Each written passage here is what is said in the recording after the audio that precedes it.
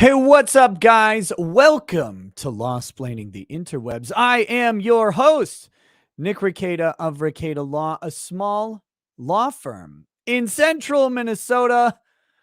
Welcome to the daytime edition, impromptu. I have time to do a live stream. Why is my hair wavy? I need to fix that. That's what you get. That's what you get. So here we are today. We've got some subjects to cover. We've got things to discuss. We've got people to make fun of. We've got reality to question. We've got yesterday to process. Yesterday got weird. I don't know if you guys saw. Last night was quite the endeavor with Mr. Elijah Schaefer coming in for the late night assist out of nowhere, off the turnbuckle, WrestleMania style, dropping all sorts of spicy take elbows on the stream. And when I say elbows, this is the only time I don't mean lesbians. It was great. It was a good showing, good show. I enjoyed it. Joe enjoyed it. Hopefully Elijah regrets it this morning because he should. In the best ways. But yeah, so I thought about doing this. I thought about doing just an Elden Ring stream, chilled out, playing some video games. And then I was like, you know what? No. You get your ass on that YouTube channel and you stream right now, you piece of garbage, you piece of disgusting filth, you disgusting pile of trash. Film yourself on YouTube, though, but not on Twitch. You don't have tits. What are you doing on Twitch anyway? Get on YouTube. So anyway, yes, make fun of my outfit all you want, Power Keg Greg, if that is your real name. This is my teaching outfit today. It's cold and windy and terrible outside. So I wore 2 shirts because I'm tired of wearing jackets. Take that.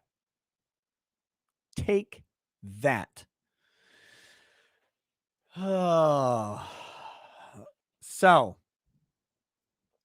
anyway, did Elijah dress me? No, but he did draw me like one of his French girls.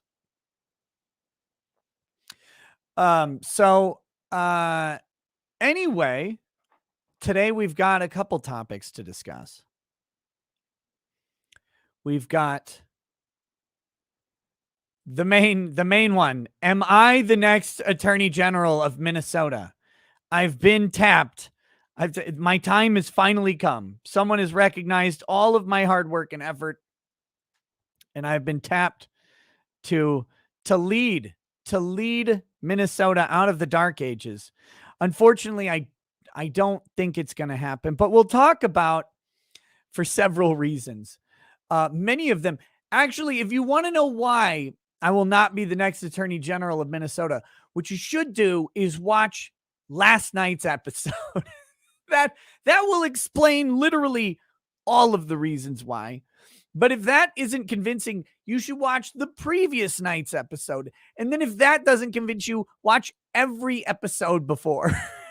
Just pick a live stream at random, and you will find several reasons why I will not be the next Attorney General of Minnesota. But we are going to talk about some of the stuff with what's going on a little bit, and how interesting all of this is, because I mean, all I've ever done that's bad is tell jokes.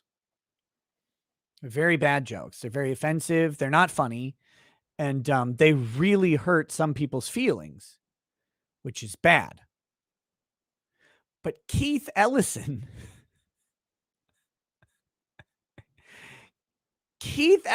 though, is the existing Attorney General. And I'm not so sure that he stops at jokes.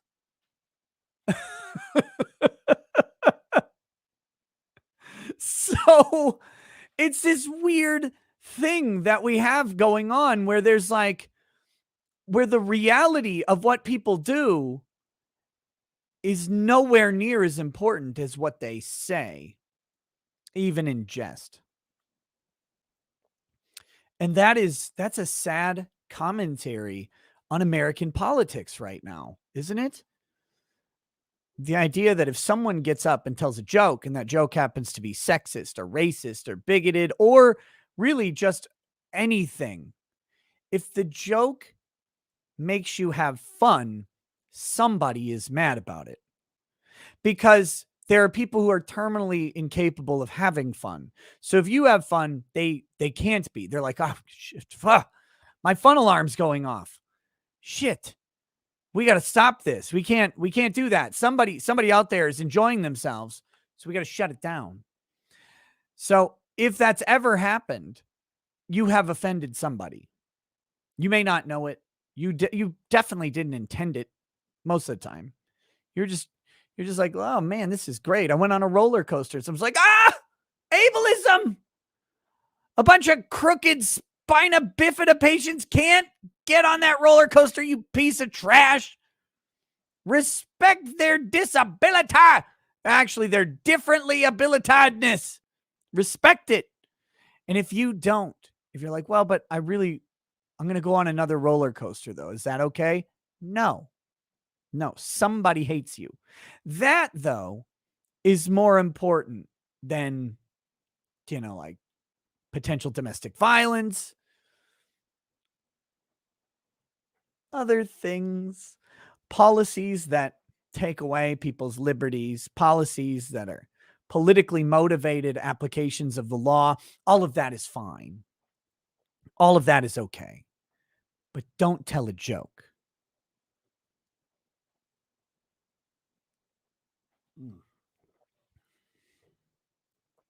D-Man Dog, I will get your chat in just a second. Absolutely.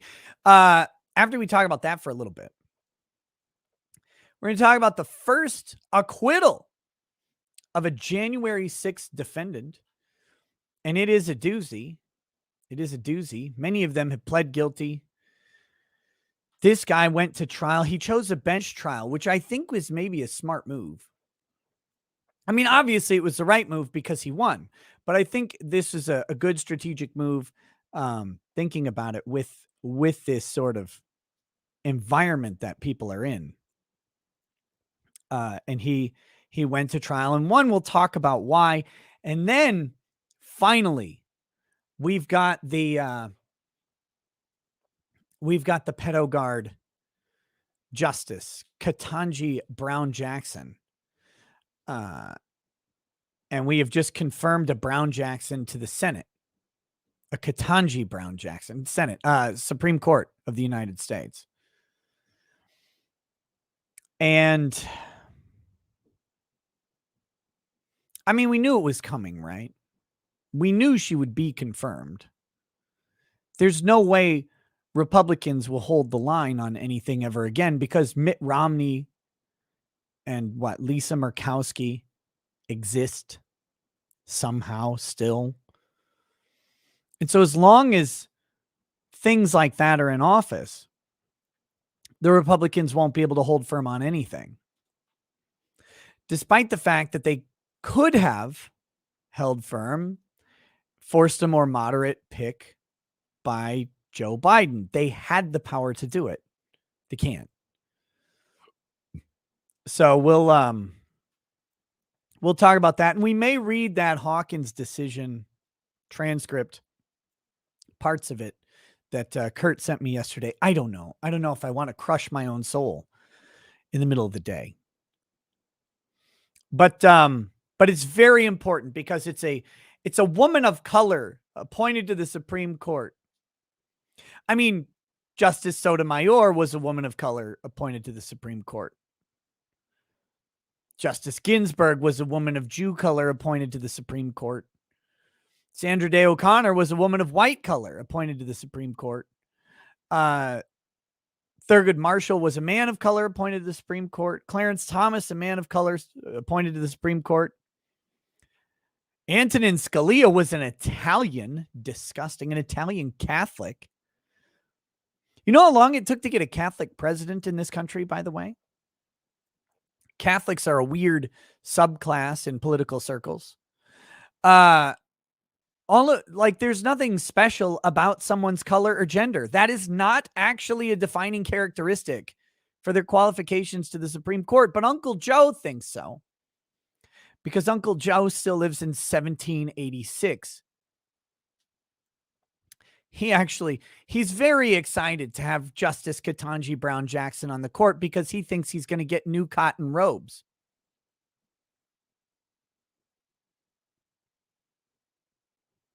That's like a proxy racist joke, right? Because it's not me being racist. That's Joe Biden being racist and me talking about it.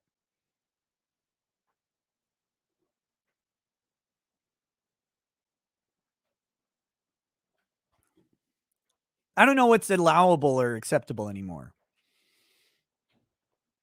But anyway, so we've got that disaster going for us. We've got that disaster going for us. A bottle of jizz. Yes, it's vanilla protein. Only the finest white semen.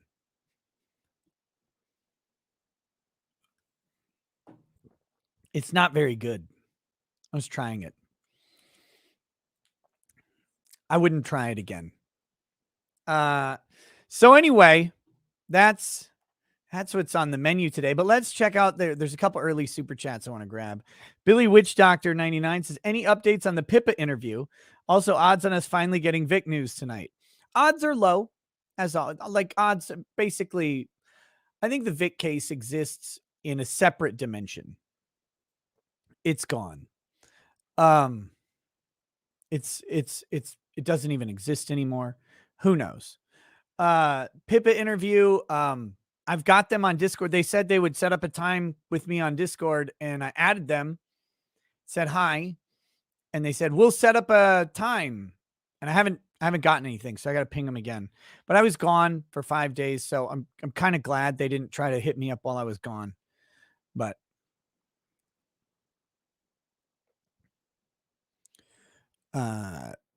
yeah. So but hopefully soon. Lots of nighttime shows to fill with guests. Guests can shove their sweet guest nectar into my show anytime they want. We'll have some good times and good interviews coming up. Trying to line up some more of those. I'm working on something behind the scenes for me. It's like you guys probably won't. You'll only know when it happens because I'll get better at everything. But when I get that locked down, I will probably things will be better with scheduling and stuff like that. I'm trying to get to a good place to hire an assistant to handle, like fielding and sorting through communications, because sometimes this is what happens when you're super cool and famous like me. A retard will send you 8 trillion emails a day because he's got a criminally broken brain, and the emails won't be anything, but they will waste all of your time and fill up your inbox so you don't get other important emails, because some people have disabilities, and those disabilities are called being a fucking pile of trash. So with that, I need someone to filter out that shit, to help me schedule interviews and something else, but we'll see what happens. What else is going on? And I'm thinking, I've actually, throughout the years, I've had a couple people inquire about interning with me. I don't know why they would want to do that with their life, why they would want to blemish their personal integrity by interning with me. And I've always tried to save them from it, but I might be done saving saving people from that, because I finally found a use for an intern in exploring and gaining access to remote media pools.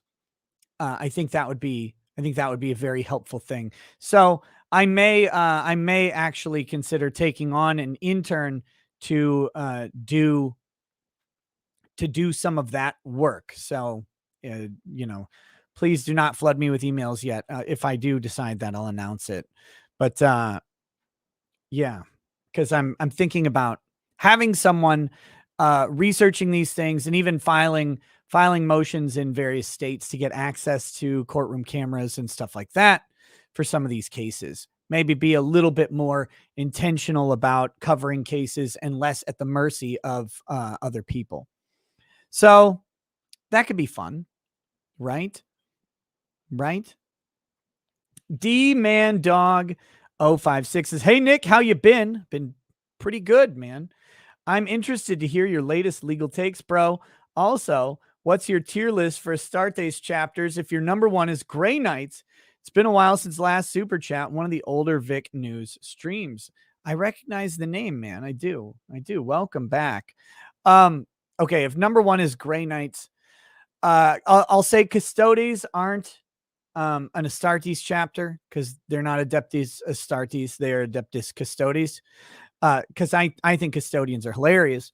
But so we'll say Grey Knights number one, because Grey Knights are best boys.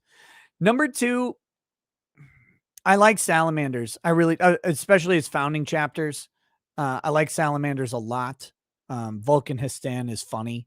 The fact that they have like that would be such a cool role-playing game, video game, to actually have you play as the Vulcan Histan, Space Marine, traveling solo, consorting with aliens, and going on a quest to find the missing relics of Vulcan. That would be they could do so much with that. It'd be cool. Great game. Rather than make another Ultramarines game, they could do that instead. I like Salamanders. Non-founding chapters, my top tier is Soul Drinkers. They're great. I still consider Soul Drinkers loyalist, even though they're exterminatus or whatever. They're hereticus. Okay, hope that answers your questions. TD says, "Wish me luck on my MRI tomorrow for relapsing remitting multiple sclerosis. I may have brain damage, but at least I can define what a woman is. Wonder what her excuse is." Oh shit! Don't say her, bigot. I hope everything goes well on your MRI, man, or woman. I mean, you didn't define what you are, but I do hope everything goes well. 11 Bravo Crunchy, Mr. Nick. That seminal drink is very beta. Did you see the results of yesterday's local elections? Lots of school board seats in Wisconsin flipped from blue to red, as did a Wisconsin appeals court seat. Now 3 red, 1 Republican, 1 Democrat. Maybe a preview of November. Oh, dude, like all of the Kenosha local, or a lot, I shouldn't say all, a lot of local Kenosha elections went Republican. I wonder why. I wonder what could have happened. Oh, yeah. Yeah. First of all, you let a bunch of crazy people just destroy towns all over the place. Then after that, you locked everybody in their houses. Well, I guess it was technically before and after that. You locked everybody in their houses, but then you let a horrific mob run through and just destroy towns. And then you prosecuted people who tried to protect their towns. Absolutely ridiculous. They should be in chains.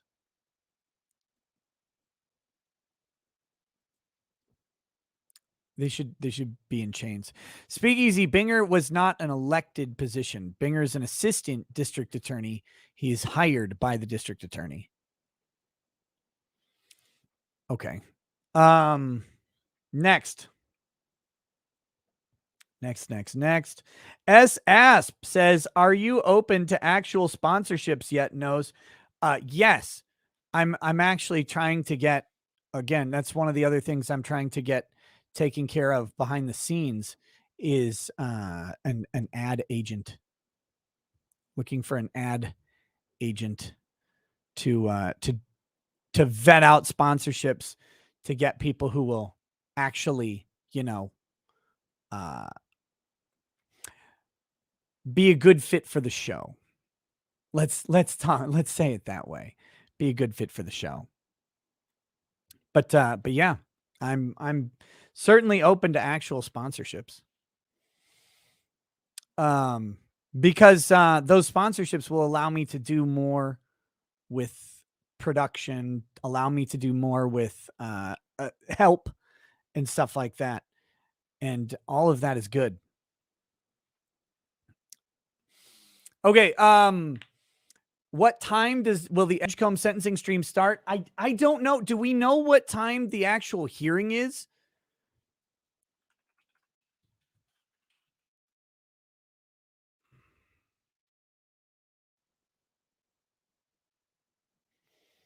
I don't know.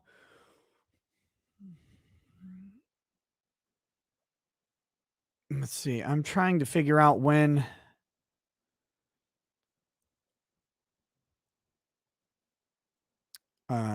that is. So, I don't know what time the actual hearing is, but the hearing is tomorrow.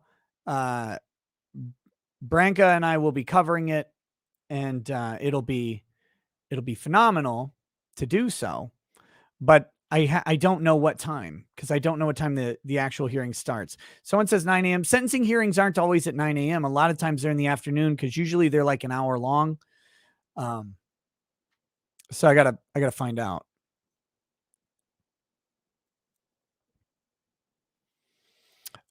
Duval Diesel 904 says, I've got jury duty coming up Monday. Any tips on how to get out of it? Can I say I watch Recato Law? Will that work? No, actually, look, there's a better one. When they ask you any questions, just say Vito Giswaldi was right. If you say that about literally anything, they'll know. They'll go, oh God, this person has no sensibility and cannot be trusted in any way. And they'll let you off. In fact, they may jail you if you say that. But that's at your own risk. If you really want to get off of jury duty, that's the way. But it's, that's a personal choice. That's a personal choice akin to an abortion or gender reassignment. Like, actually saying that out loud in public, very, very dangerous. Very dangerous to do so. I mean, everyone will ridicule you.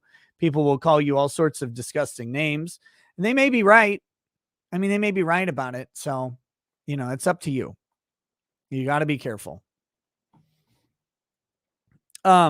CBDX.com says, we wish we could sponsor you. Damn YouTube. Me too. Legitimately.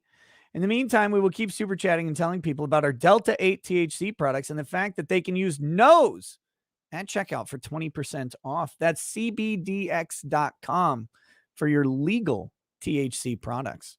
Give them a look, see if that's what you're into. But I can't tell you, I can't encourage you to do that. Just saying, if you want to. I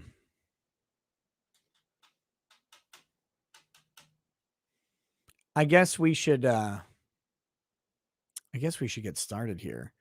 There is a chat I want to make sure and read real quick. Blue-eyed Roof Curry in the base says, what's worse, trespassing on in the Capitol or looking at CP? How dare you? How dare you? Trespassing the Capitol was worse than 9/11 twice. It was worse than being French. It is the absolute pinnacle. Worst thing you could possibly do was walk through a building. I mean, oh my gosh, it was actually worse than assaulting police officers outside. If you went inside the building and walked around, that means you should be in prison basically forever until you're raped to death. But thank God that won't happen anymore, because Judge Ketanji Brown Jackson will never let a sex criminal go to jail ever again.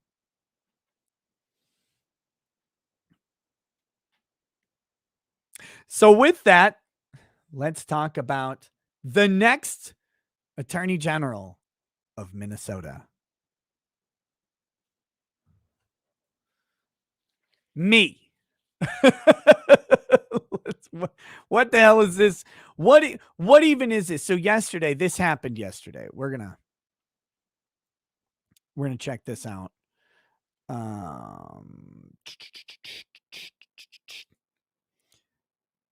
We'll get this put up here. Oh, okay. So this happened yesterday.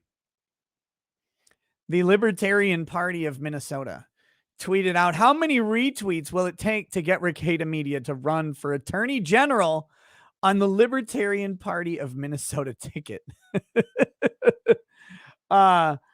It's very flattering. Unfortunately, my answer is always one more. I think.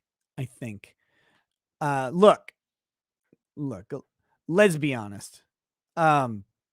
There's no way I'm winning an attorney general election at all. That's not going to happen. One, because, I'd be running on the Libertarian Party ticket, and you're just really, really unlikely to get someone other than a Democrat or a Republican in office, in that type of seat. But two, I've told enough fat jokes about veto alone to be disqualified from public office. So that makes it complicated. That makes it very, very complicated. Three, I've made fun of the Libertarian Party quite a lot. I'm not familiar in particular with the Libertarian Party of Minnesota, and I have heard, I don't know where this all applies, but I've heard that the Mises Caucus has been taking over the Libertarian Party and trying to weed out the nonsense from it, because there's a bunch of bullshit in the Libertarian Party. And we saw that, right, with Gary Bake the Nazi Cake Johnson. Or wait, was that Gary Johnson who said bake the Nazi cake? And then the next candidate was like really weird. There's a whole bunch of like odd corporatism and statism coming out of the Libertarian Party over the past several years. It's been a mess.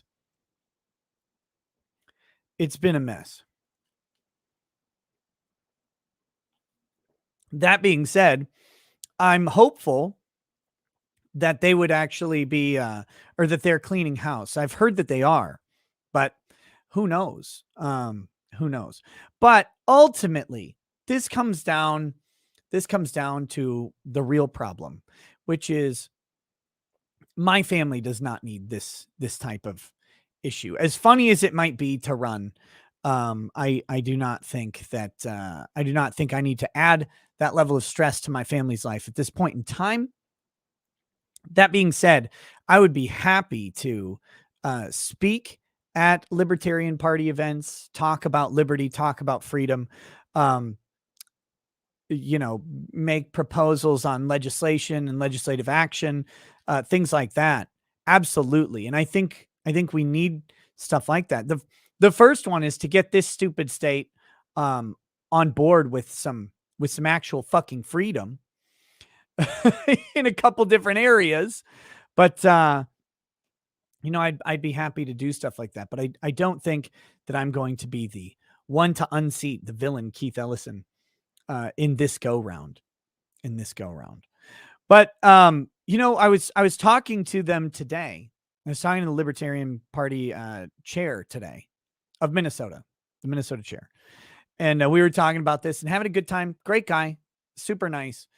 And he was telling me about the process of getting a candidate on a ballot in Minnesota. So you tell me if you think this is fair, and if you think this is proper, or if you think this is fucked up. For a small party like the Libertarian Party, for example, or the Independence Party or whoever, Green Party, doesn't matter. For a small party to get a candidate on a ballot, they have to get 2,000, I think it is, paper signatures. And they have to collect all of those signatures in a 2-week period. And that happens over Memorial Day weekend. So you've got a holiday weekend with heavy travel and lots of busyness. You have a limited time window. They have to be on paper, unbreaded. And they have to get 2,000 of them.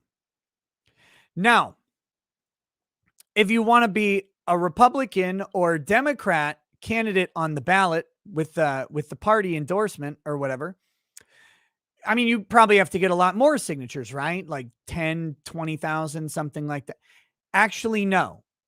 If you want to be a Republican or a Democrat candidate, you pay $300 and you're in with the party endorsement. That's it. That's all you have to do. A $300 fee.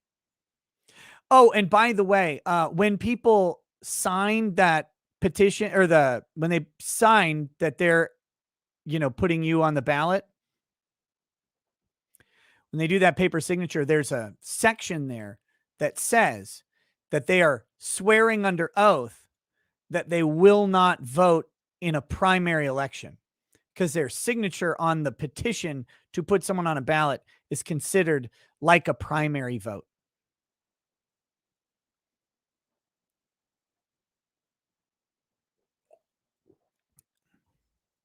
A lot of people shit on the two-party system. And look, I've said it before and I'll say it again. The two-party system in America is based on how we do things, is the economic reality that we will eventually have two major parties that most efficiently cover the major policy issues that affect the largest percentages of the population, right? Low taxes, high taxes, abortion, not abortion, whatever those are, they're going to change or whatever. But there's going to be two major platforms that encompass most of these issues. For whatever reason, it's the most efficient distribution model that'll happen in an economic system. And that's okay, except we don't allow the economics to do it. We force it.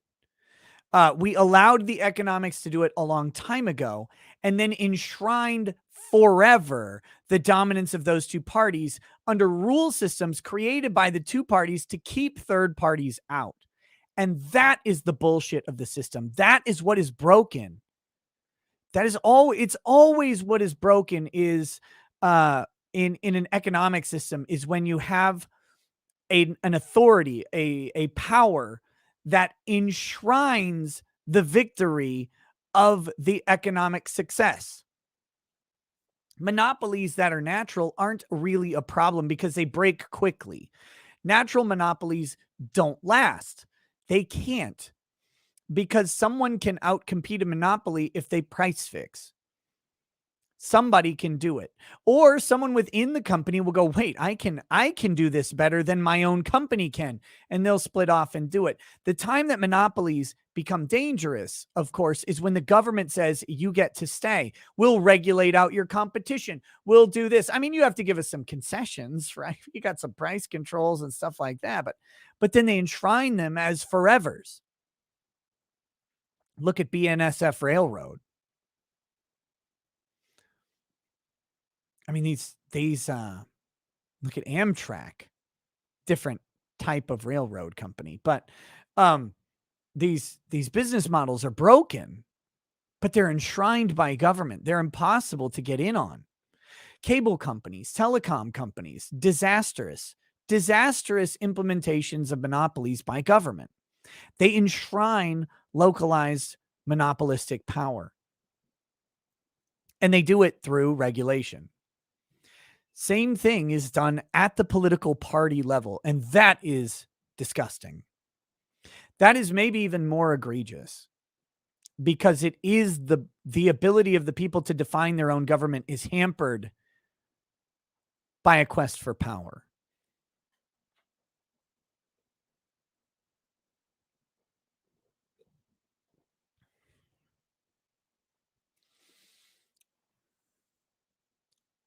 But that's the issues that places like the Libertarian Party are facing. Parties like the Libertarian Party are facing. They face an unequal competition, not because people aren't uh, amenable to their message, but rather because their message isn't deliverable to people artificially. And that's a problem. Same with Green Party and, a bunch of commies too, right? The Socialist Party of America should have the same ability. I mean, they should have the same ability to get on the ticket as the Democrats. You might have trouble telling them apart, but that'd be okay. But like the Libertarian Party people basically have to vote. You have to go, I want a Republican who wants legal weed. And that's what you get. Like, despite the fact that you want legal weed, but a bunch of other freedom too, it's like, but this is that's the Republican that you get because you're not getting the Libertarian candidate. So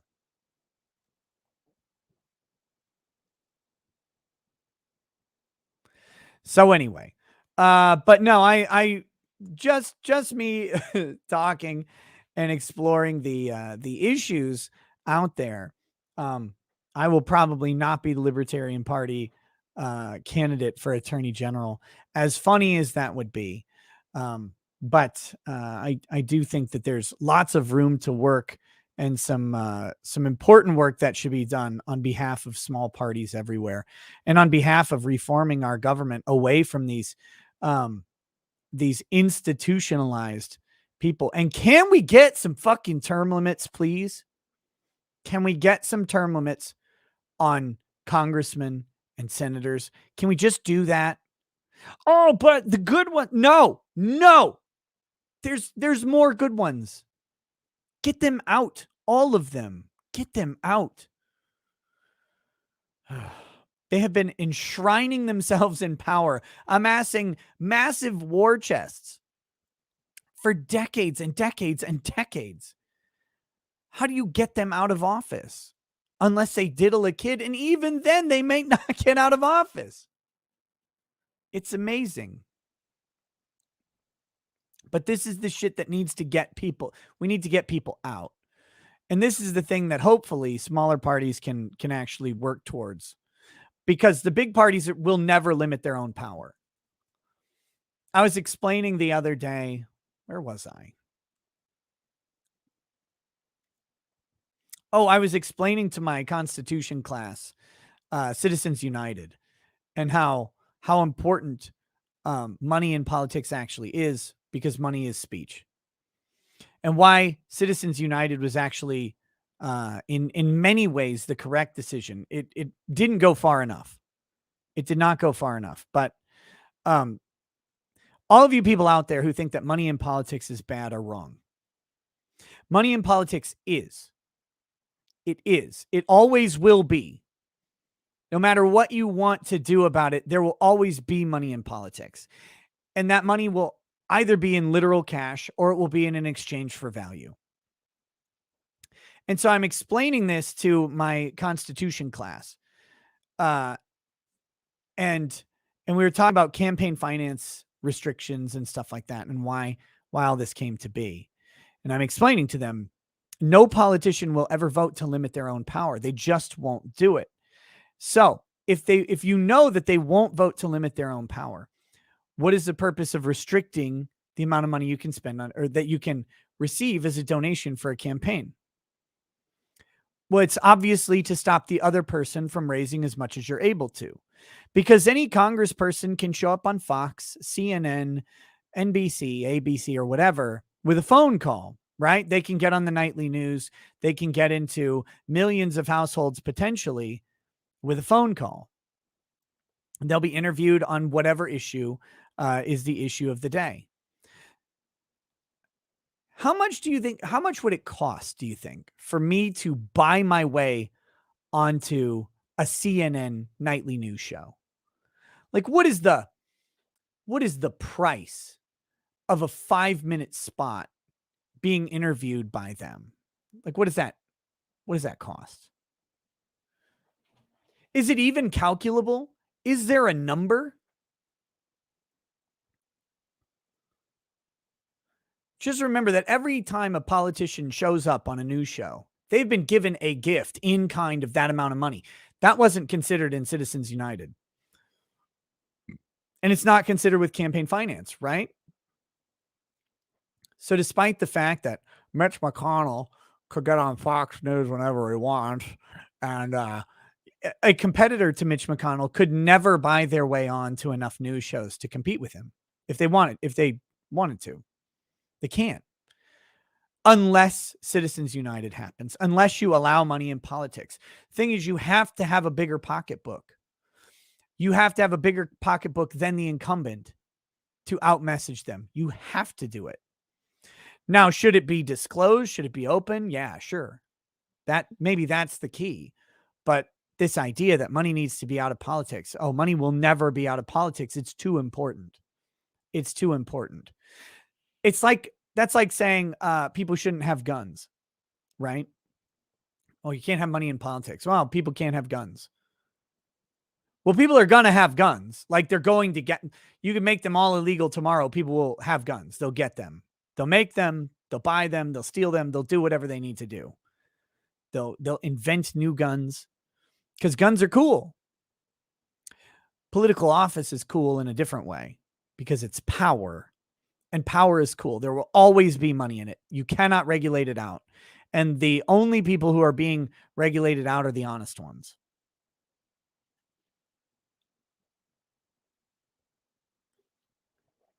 So, anyway, that's my little spiel about it. And thinking about like anybody trying to compete with that is amazing.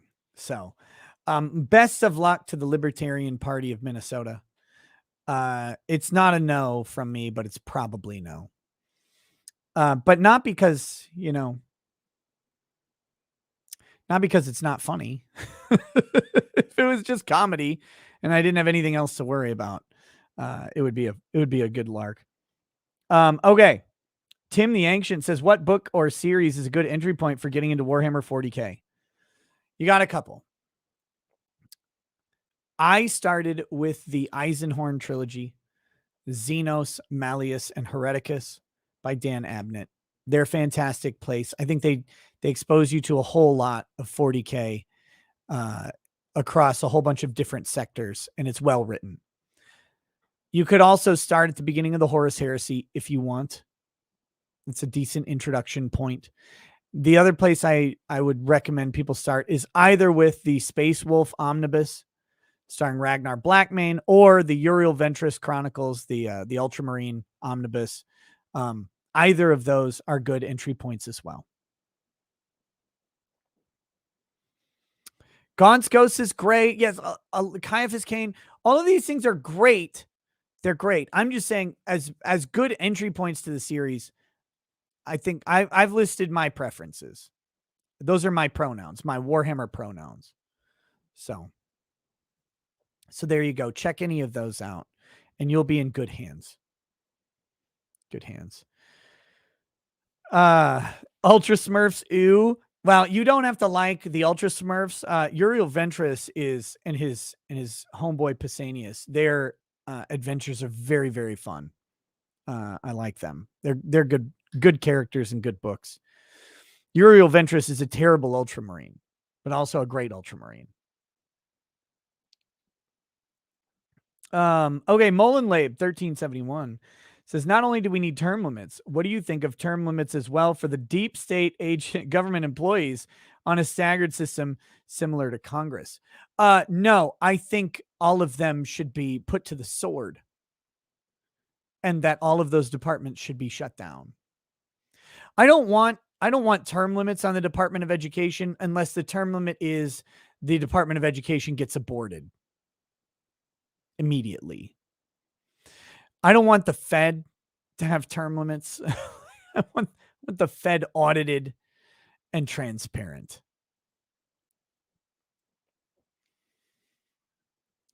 So that's what I want. The Department of Transportation, take them out onto a boat, right? Because they're transporting on a boat, and then throw them in the fucking sea.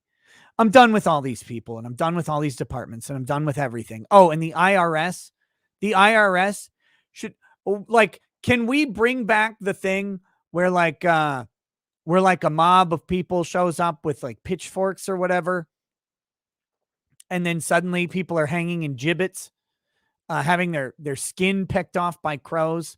That's what should happen to the IRS. The biggest lot of criminals on the planet is the IRS.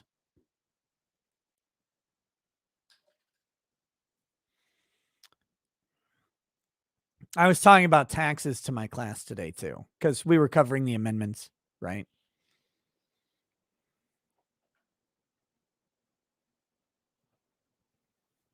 Tar and feather. How about tar and fire? Just horrific people, causing many more problems than have ever been solved.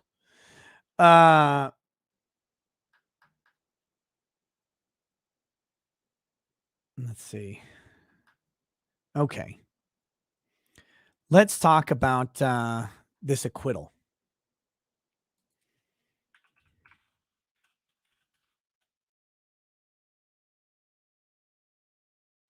Here we go. It's got people very, very upset. But this is the right decision on this one for sure. Here we go.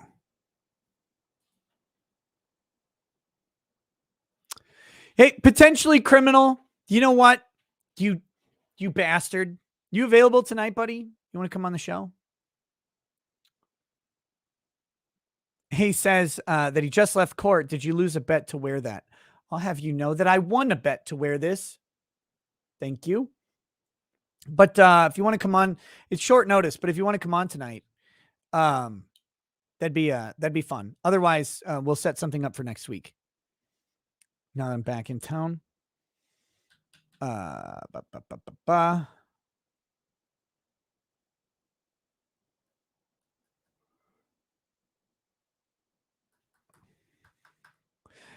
Harold Keith, a lot of people said take all money out of politics, actually. But you can't take corporate money influence out either. It just won't go. It's not going anywhere. Okay, here we go. Judge issues the first outright acquittal of a defendant charged over the January 6th riot. Riot! Look at this. Remembering what this looked like is rather amazing when you think about it. Like, holy hell. Wow. A federal judge on Wednesday acquitted a New Mexico man of misdemeanor charges. So his charges were actually 4 misdemeanors. His charges were 4 misdemeanors. So this is not a felony charge. This guy is not, I don't think he's charged with assaulting an officer. We'll get to it, I guess. Federal judge on Wednesday acquitted a New Mexico man of misdemeanor charges that he illegally entered the U.S. Capitol and engaged in disorderly conduct after he walked into the building during last year's riot. And listen to how that sounds. He engaged in disorderly conduct after he walked into the building. Very violent. U.S. District Judge Trevor McFadden issued the verdict from the bench after hearing testimony without a jury in the case against Matthew Martin. So he chose a bench trial. He chose to go before a judge. McFadden, who was nominated by former President Donald Trump, acquitted Martin on all 4 counts for which he was charged. Oh, we see the corruption. Now I know why he was not. This man was guilty, in fact. But the Donald Trump judge, oh, he's protecting his boss and master. He's beholden to Trump.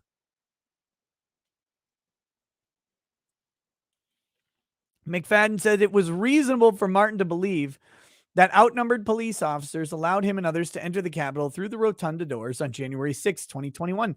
You know why it was reasonable to believe it? Because they actually did. Like, They opened the door and let them in. Now, sure, there's a bunch of other shit that happened. Like, you can see videos of some craziness going down that day. Absolutely.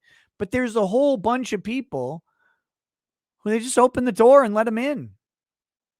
And those guys are walking around. You can see tons of video of it. They're like, woo, woo, like moving really slow through the building. They don't look, this does not look like, it does not look like an insurrection force hell bent on overthrowing the government and ceding power to the people or whatever. Like, this is, it clearly was not that for so many people. Whether or not there was someone there who's like, we're going to definitely take over and instill our rule or whatever, who cares? You have to deal with people individually. A whole bunch of people just walked in because they're like, cops are like, yeah, get in. It's getting packed out there. Go inside. I don't know why. I mean, we know why though, right? Like, we know why, but we don't know why they were let in. I mean, cause like, that'd be crazy if the whole thing was orchestrated to make these people patsies for a political agenda. I mean, that'd be silly. Like, what politician has ever tried to manipulate the public into doing something that would benefit their reelection and their political agenda? Like, what? Name once that a politician has ever done anything like that. Name like one time, I dare you, to suggest that a politician, in an effort to enshrine their own power, their party's power, would like trying to deceive the public or the masses in some way. These guys are honest saints. So name once, I dare you. So yeah. McFadden said it was reasonable. Yeah. To enter through the rotunda doors. He also said Martin's actions were about as minimal and non-serious as anyone who was at the Capitol that day. Martin is the third Capitol riot defendant whose case has been resolved by a trial. He's the first of the three to be acquitted of all charges that he faced. First two Capitol riot trials ended with convictions, although McFadden acquitted one of those defendants of a disorderly conduct charge after a bench trial last month.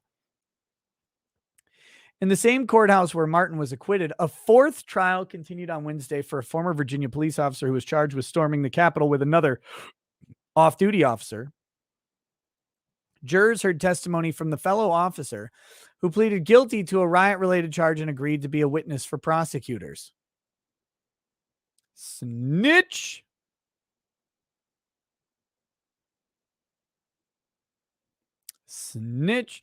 Martin, whose bench trial started Tuesday, testified that a police officer waved him into the building after the riot erupted. A prosecutor dismissed that testimony as nonsense.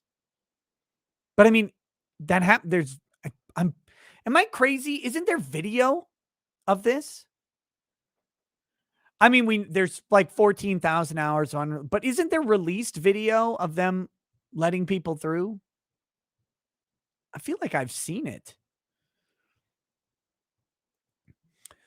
The judge, however, said videos. Oh, here we go. Shows two police officers standing near the rotunda doors and allowing people to enter as Martin approached.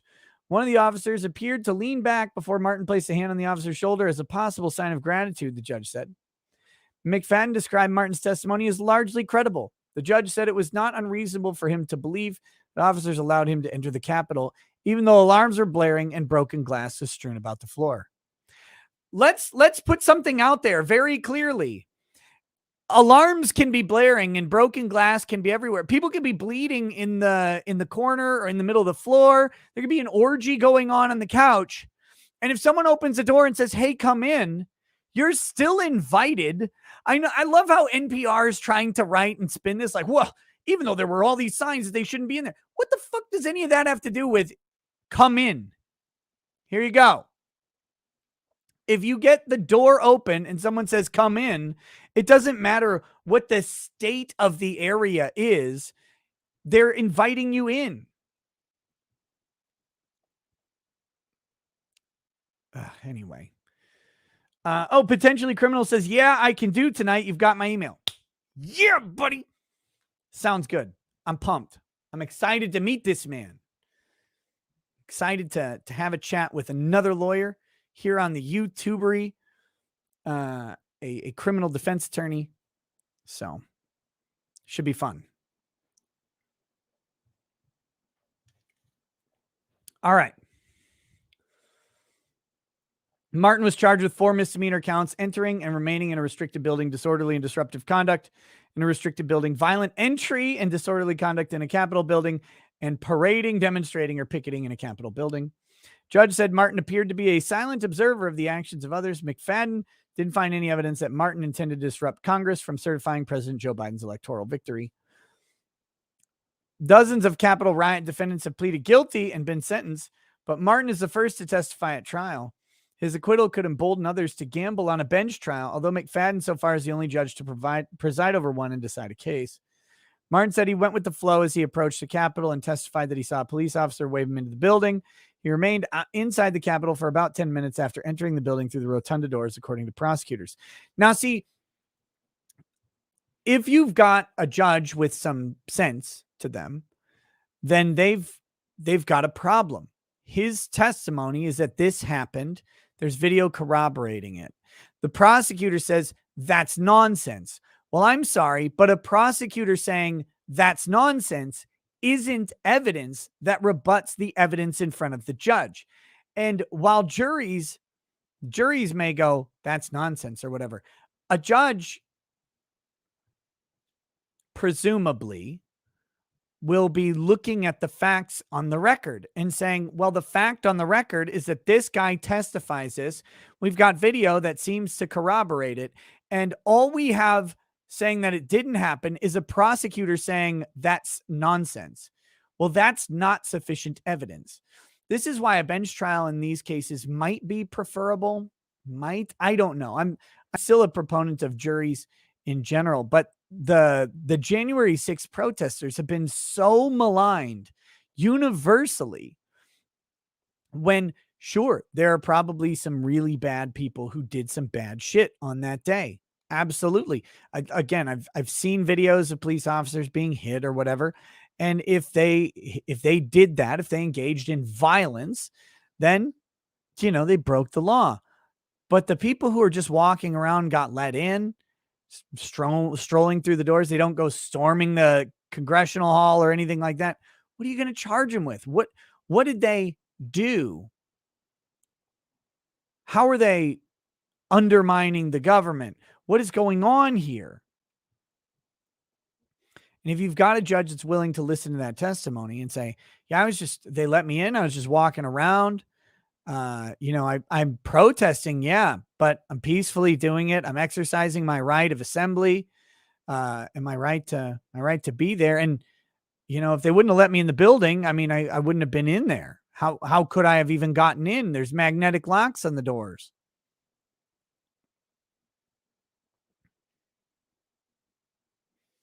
Oh, here we go. Martin said he enjoyed the day of the riot. It was a magical day in many ways. He testified on Tuesday before adding, I know some bad things happened. You understand that police officers died? Justice Department prosecutor Michael Romano asked Martin. Oh, did they? What did they die from? Prosecutor Michael Romano?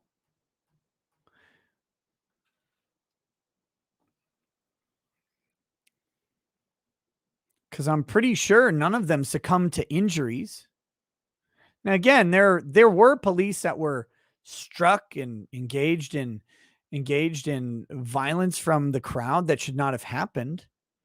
They didn't die, though. At least 9 people died in the riot or its aftermath. Very important. One officer died after he collapsed hours after being sprayed with bear spray. Oh, yes, that's what killed him. And other officers who tried to quell the riot died by suicide in the months following the attack. These things do not, no. No. Prosecutors said Martin, an engineer, worked for a government contractor at the National Laboratory in Los Alamos, New Mexico, held a top secret security clearance on Jan 6. Martin said he actually worked at a different facility in Los Alamos. Defense attorney Dan Cron said Martin saw another person shake a police officer's hand after entering the Capitol. Martin placed his hand on an officer's shoulder as a gesture of thanks and of goodwill. Romano, the Justice Department prosecutor, said Martin joined the mob in crowding police officers who were trying to disperse the crowd. Prosecutor said Martin knew that he wasn't allowed to be in the Capitol. Quote, the idea that he thought he had permission to do that is nonsense, Romano said. And again, where's your evidence? Where's your evidence? Your evidence is just, it's silly. Silly things happen. You got to have evidence. Other riot defendants have claimed police waved them in or said they could enter. McFadden presided over a bench trial last month for Coy Griffin, a county official in New Mexico. The judge on March 22nd convicted Griffin of illegally entering restricted U.S. Capitol grounds, but acquitted him of engaging in disorderly conduct. On March 8th, a jury decided the first Capitol riot trial by convicting a Texas man, Guy Reffitt, of storming the Capitol with a holstered handgun. After Martin's acquittal Wednesday, a jury in a different courtroom heard a second day of testimony for the trial of former Rockmount, Virginia police officer Thomas Robertson. The town fired Robertson and another officer, Jacob Fracker, who joined him at the Capitol on January 6th. Fracker was scheduled to be tried alongside Robertson before he pleaded guilty last month to a conspiracy charge and agreed to testify against somebody who was his mentor and a father figure. I absolutely hate this, Fracker said. I've always been on the other side of the things, the good guy's side, so to speak. Fracker testified that he and Robertson both believed the 2020 presidential election had been... Fracker said they both wore gas masks as they joined a mob storming the Capitol. That's why he went to the Capitol that day. Fracker said he wanted to play a part in overturning the election. I felt like we had maybe been heard by whoever it was we needed to be heard by. He said he has grown ashamed of his actions on January 6th. That's not the person I am, he said. I wasn't raised like that. Due to be cross-examined by one of Robertson's lawyers on Thursday, prosecutors plan to call 2 more witnesses. So this guy's going to get a sweet deal, right? You turncoat.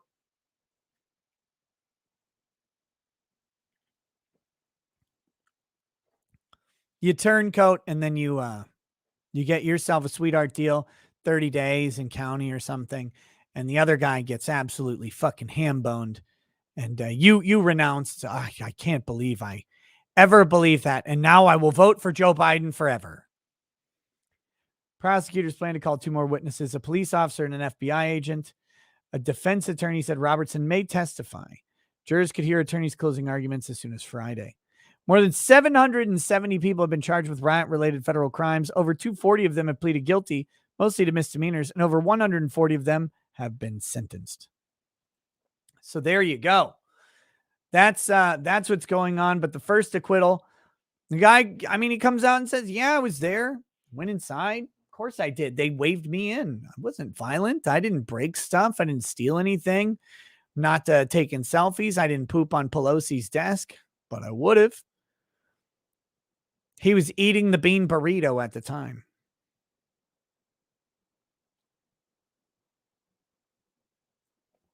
But yeah, it's pretty wild.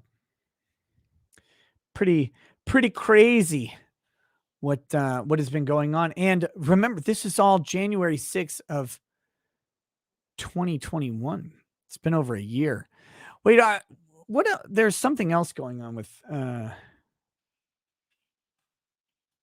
saw another story.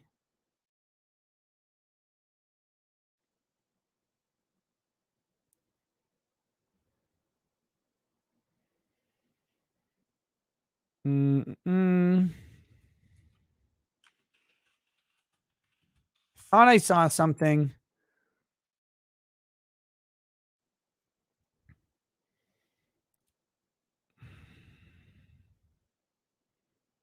Here we go. Look at this shit.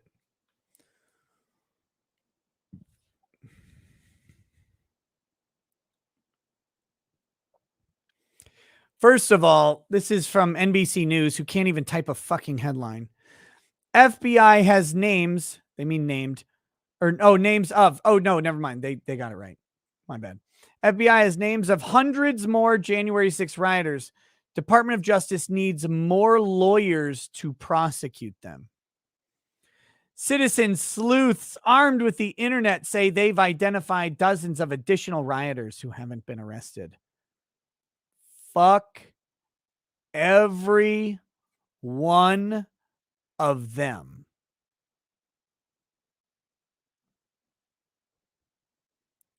Fuck all of those people.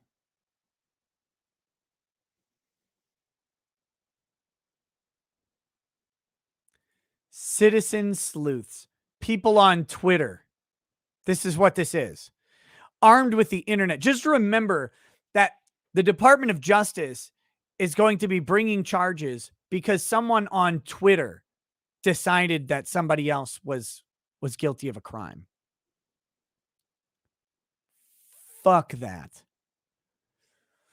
Aided by citizen sleuths who keep identifying Jan 6 rioters, the Justice Department is finding that it has more cases than lawyers to prosecute them. 15 months after a mob stormed the Capitol in support of then President Donald Trump's efforts to overturn his 2020 election loss, more than 775 defendants have been arrested. More than 225 pleaded guilty so far, and 2 have been convicted at trial, 1 by a jury and 1 by a judge. More than 50 have been sentenced to prison. That leaves more than 500 active cases that still need to be resolved.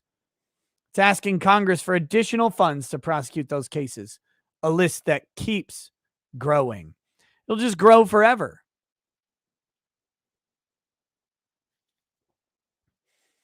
Even as the Justice Department closes in on the 800 arrest mark, there's still an incredibly long road ahead. Multiple online sleuths in a network of sedition hunters working to find January 6 participants. It wasn't sedition. It was not sedition. In theory, there could have been a seditionist or two, some small amount. But being there, going in the Capitol, is not sedition. Our founders would be rolling over in their fucking graves.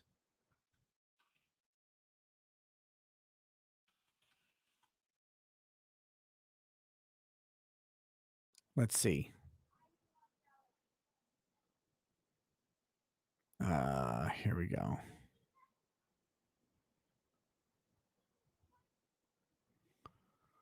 Here's sedition. Seditious conspiracy as defined by the U.S. Code.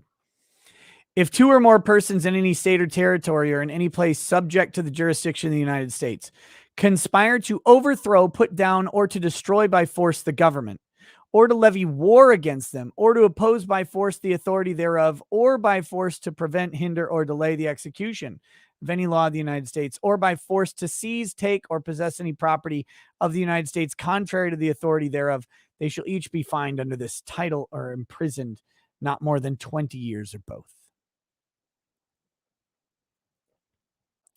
Here we go. They've successfully identified to the FBI hundreds of additional January 6 rioters, including dozens who are pictured on the FBI's Capitol Violence website.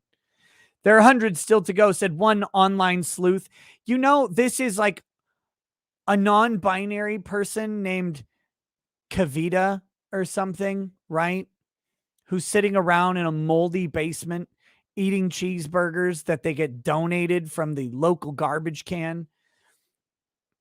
Like, I'll show those bigots.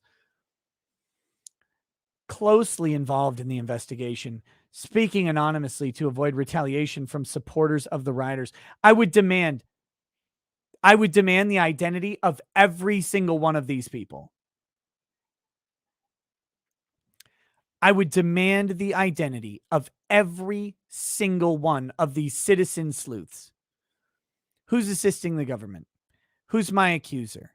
Who's naming me? Who says it's me? These are quasi-state actors. They're doing an action on the behalf of the U.S. government, traditionally performed by the state, investigating criminal activity. Some of the Jan 6 participants who haven't been arrested were successfully identified months ago using open source information publicly available on the internet, like public records, social media, and internet photos. Doesn't matter where they're getting this information. If they're doing it on behalf of the government, if they wrongly identify someone, they should be sued into oblivion and the government should have to pay for it. By poring over terabytes of photos and video footage from January 6th, citizen investigators have been able to identify hundreds of participants in the Capitol attack. More than 2,500 people made their way inside the Capitol, officials have estimated, and there are more than 350 individuals still listed on the FBI's Capitol Violence website who have not yet been arrested. We're maybe 30% into arrests, with more to come, the sleuth said, and still not all crimes discovered.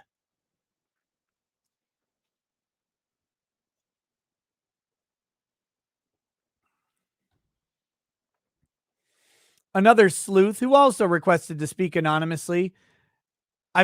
First thing I'm doing as a defense attorney for these guys is demanding the identity of the sleuth, of every sleuth, of everyone who has provided a shred of evidence against any of the, because these are symbiotic cases.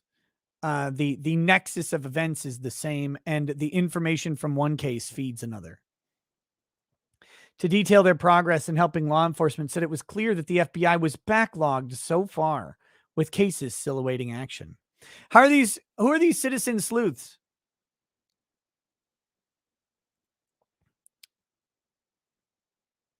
Who, again, how are they having access to what the FBI is doing and not doing? The government contractors now? Are they empowered with the authority of government?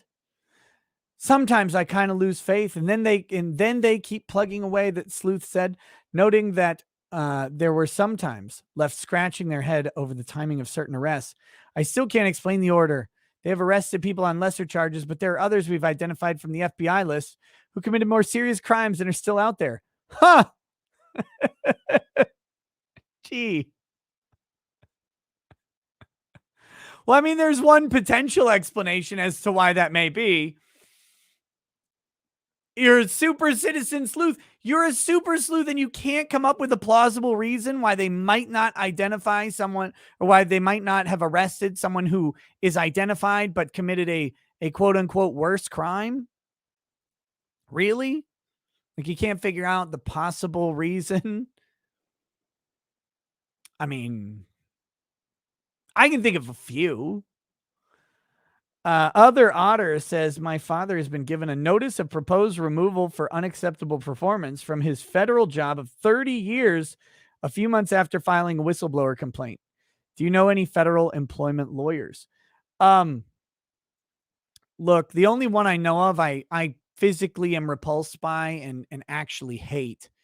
But he does represent government employees against federal government all the time. His office specializes in it.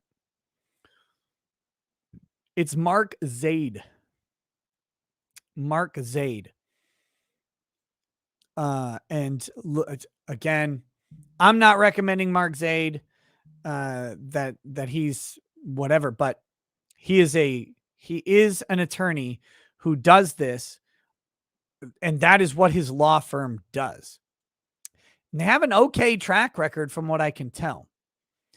I will never like that man, but you may want to call his office and maybe just get a referral. Maybe there's somebody else who would do it too. I don't know. But I'm not a big fan of Mark Zaid. What about Barnes? I don't know if Barnes actually is taking cases like that. You could try and contact Robert Barnes, sure.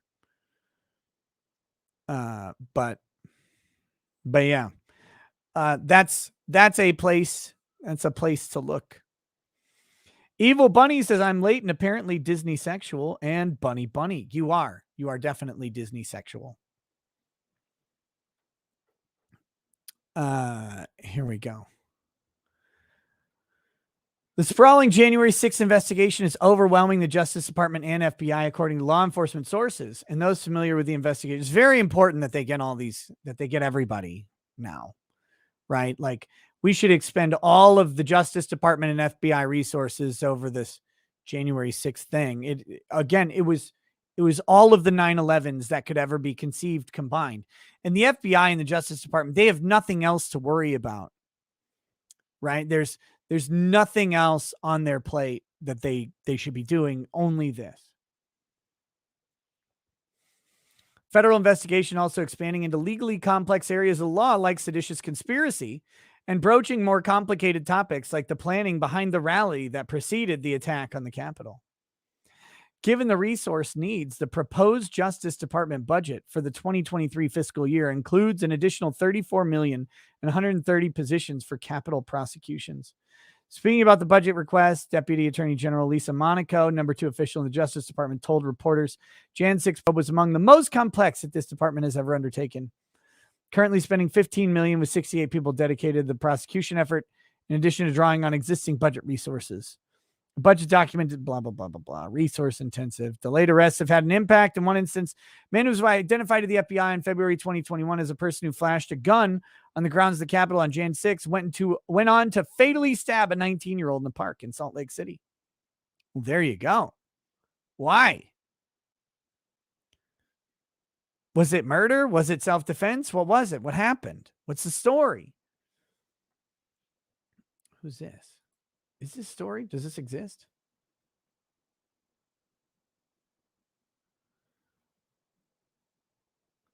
I was in the DC riots. You can look me up, okay? John Emmanuel Benuelos told police after he was arrested last July, according to newly obtained records.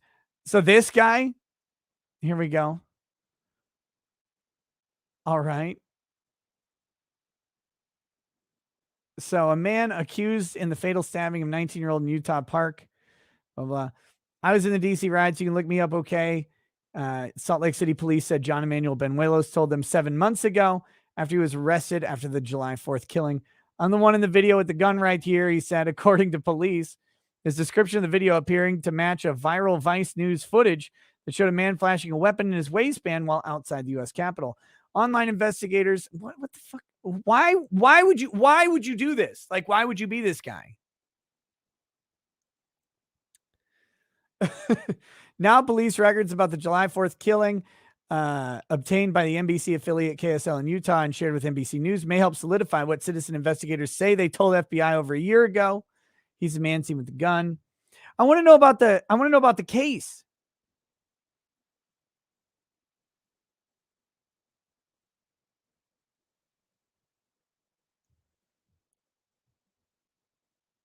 Is he claiming self-defense? Let's see. He told police that he went inside the Capitol, although online sleuths have not found evidence of him in the actual building. Told them that he probably had a warrant out from the FBI. Man, should I just tell the FBI to come get me or what? He asked, according to a police transcript.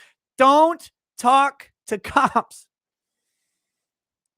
Soon adding that he was just playing around. Nope. You're not just playing around, ever. I skipped it.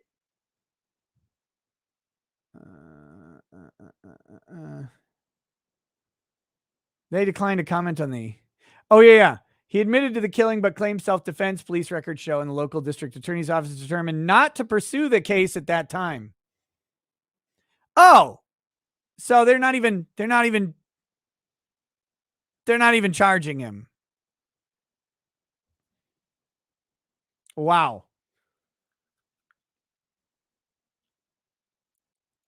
So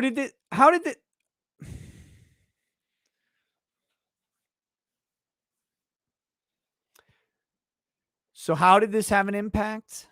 A guy who hasn't been arrested, self-defense enough for the attorney involved to decide not to prosecute.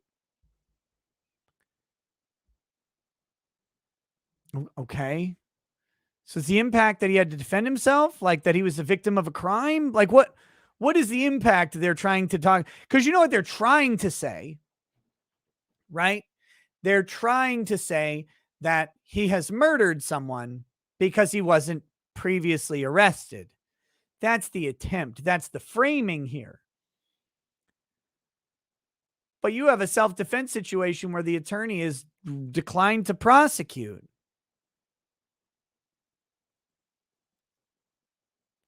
That's a lot different than a murder.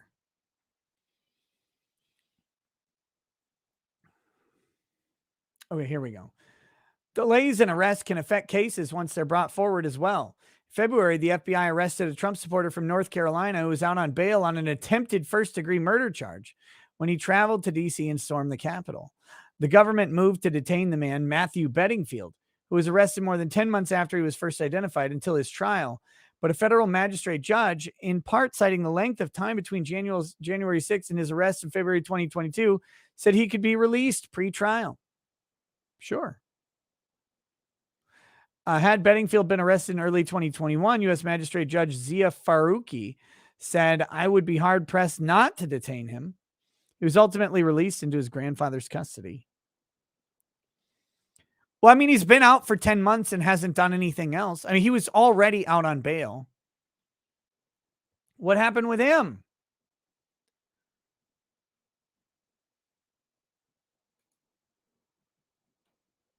What happened with his attempted first-degree murder charge? Did he win? Like, I didn't try to kill him. But given the overwhelming scope, some of the average citizens who've been aiding the Jan 6 probe said they understand that things could take a lot longer than they hoped.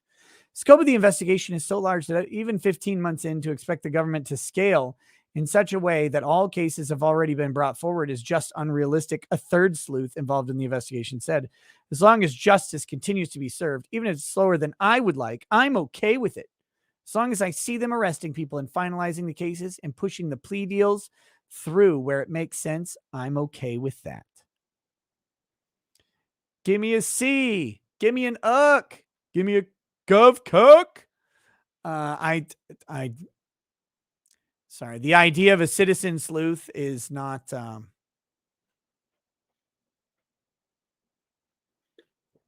for this stuff, is not high on my list of approval. Oh my goodness. So that's the, anyway, that's the January 6th acquittal. A quick recap of it is the guy had 4 misdemeanor charges, was not linked to any particularly violent acts. He was charged with illegally entering, trespass, illegally remaining, or whatever, disorderly conduct, which doesn't seem to have any basis, and protesting or whatever, parading at the Capitol. And he was acquitted of all those charges because he's like, they let me in. I was just walking around. I'm, wasn't really doing anything. And judge says, yeah, we got some video. Looks like you were let in. I think it's reasonable to believe you could be in there because they said, come on in. So, yeah. Yeah. Tom Grawl says, I emailed you. Do I need to do it again because of the spammer? And the phone was protection I used to work for the post office. No, the phone was very protective. It was great. It was just a nightmare to undo. Let me see if I've got your email. There we go. I see it.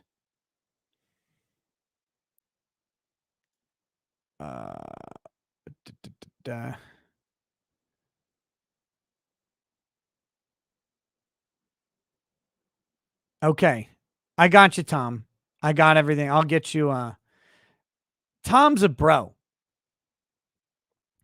He found 2 bottles of Kentucky Owl rye, the last batch rye that I have not been able to find. It's my favorite rye whiskey, and it's the last one, apparently. He found 2 bottles and sent them to me, and that was very, very bro-like to do. And so I want to make sure and return the expenditure that he made. Polaris 589 says, hey, the Libertarian Party of Minnesota wants you to run for Attorney General on the Libertarian Party of Minnesota ticket. Are you breaded or unbreaded about running? I'm breaded. I typically run away from government, not towards it. But I'm flattered. But I don't think that is in my future. I covered this in the first part of the show. And so you can check that out if you missed it. But yeah, I'm not a huge fan of running for political office. What a disaster. Tina says, I'm one of the online sleuths. I keep sending the FBI the images and IDs of the people inciting the crowd and spurring the crowd into breaking in the building, but they're not arresting them. Weird. Yeah. There you go. There you go. Okay. Let's see. Is it normal to hold people with misdemeanors in jail for over a year? No. Nothing about the January 6th arrests is normal. Like when you look at them as a whole, there's all sorts of problems, lots of delays. Many of these people have been sitting in jail longer than the sentences they would serve if they were convicted.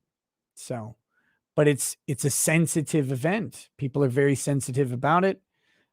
They believe it's treason and sedition and every other buzzword you can find, despite the fact that there's very little evidence of an organized effort to overthrow the government or even undermine the government. Again, some people are like, yeah, we were going to go and say that we thought Trump won. Okay. Like, you have every right to do that. You don't necessarily have a right to go into the Capitol building unless they invite you in, then you do, until they ask you to leave. But that's when things start getting fuzzy. That's when things start getting fuzzy. Okay. Next. Oh, boy.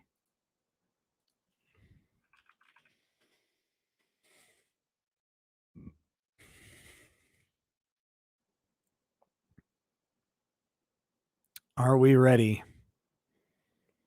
for this?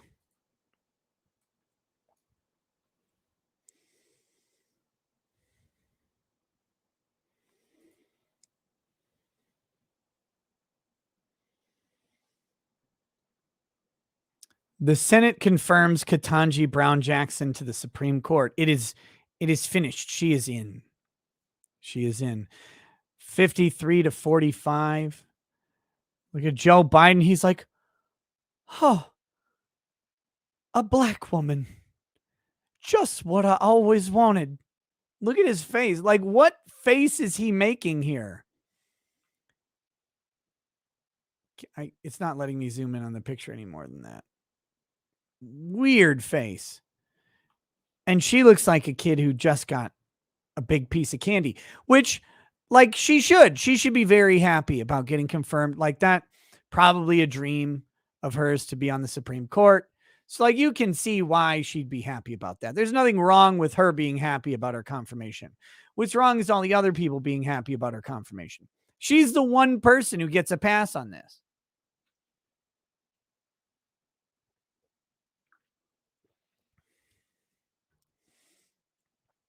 The Senate has voted 53-47 to confirm Judge Ketanji Brown Jackson as the 116th Supreme Court Justice. When sworn in this summer, Jackson will be the first black woman to serve on the nation's high court. You know what would be interesting? So Breyer has announced his retirement, but what if, someone asked me this, what if Breyer doesn't retire? Breyer retire, nice and rhymes. What if he actually doesn't, though? We have now confirmed a nomination to the Supreme Court in excess of 9 justices, because his retirement is presumed, but it's not in fact done. So that'd be interesting, right? I think they should do it. I think Breyer should not step down, because I think the Judiciary Act is unconstitutional and I want to see it challenged. Like, I don't want her on the bench or whatever, but I think the chaos would be interesting. Right? Like, I think that would be exciting. Lazy bastard says Biden's face says, I just fucking did what? Yeah, no kidding. Whew. Very interesting. This whole concept. This is one of the great moments of American history, Senate Majority Leader Chuck Schumer said before the votes. Today we are taking a giant, bold, and important step on the well-trodden path to fulfilling our country's founding promise. This is a great moment for Judge Jackson, but it's an even greater moment for America as we rise to a more perfect union. How? How does this happen? Like he stole Neil Armstrong's speech, but how is this a more perfect union because we confirmed this person to Supreme Court? Like what is that? President Biden called the vote a historic moment for the nation. We've taken another step towards making our highest court reflect the diversity of America, Biden posted on Twitter with an image of him taking a selfie with Jackson. Well, let's see if that's true. Let's see.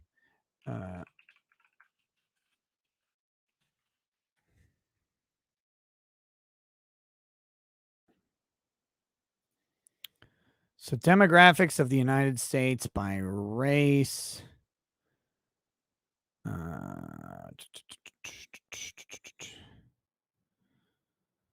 Let's see, where's race?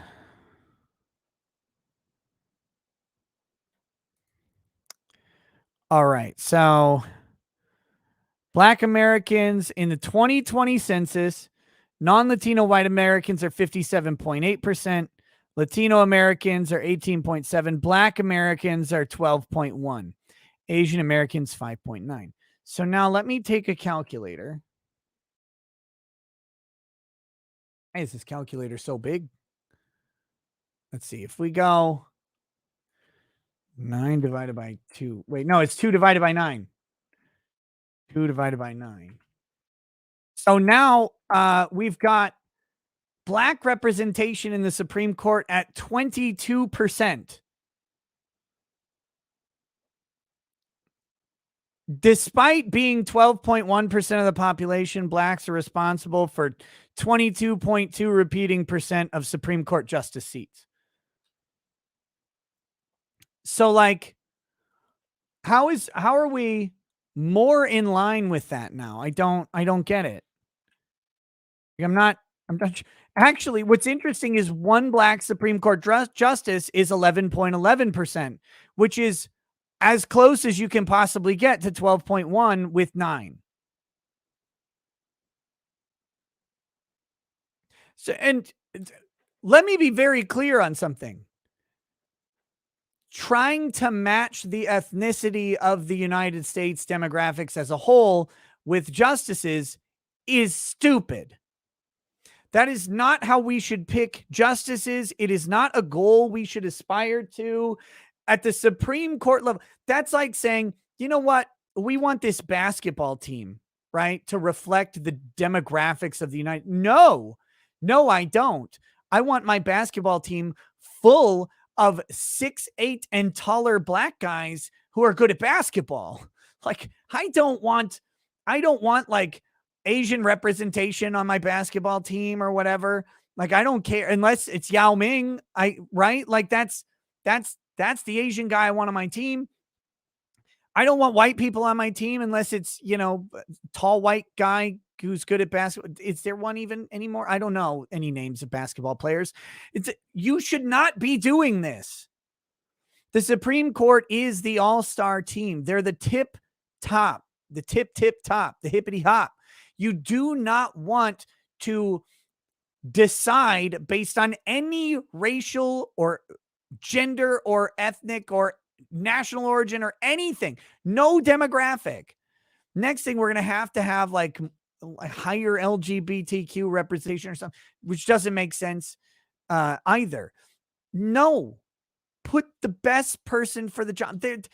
If you want to try and do that through the overall Justice Department, I guess overall district court judges or whatever, you can maybe try. I still think it's a bad idea. I thought race-based hiring was bad, but for the Supreme Court, it's too small to match the demographics accurately. And it also, those demographics are irrelevant to the performance of the justices. right? Like, because if you think about it, Ketanji Brown Jackson is presumably a liberal justice. Clarence Thomas, presumably a conservative justice. They're both black. So what does their blackness say about their judicial outlook? Nothing. Nothing at all. So why are we focused on it? Because we're focused on external characteristics, because America no longer cares about the content of someone's character. They no longer care about the quality of their thinking. They know, and at a high popular level, they no longer care about what actual performance is. They only care about superficial details about people.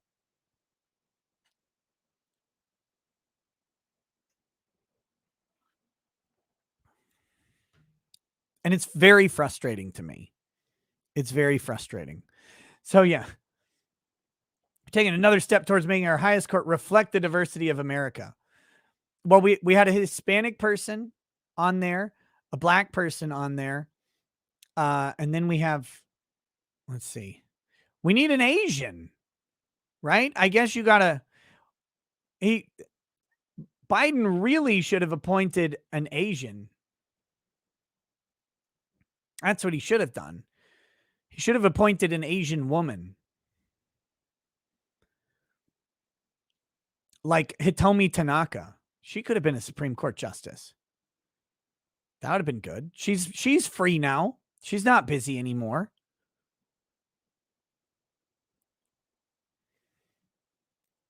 Judge Chu for SCOTUS. No, never. Never in. No.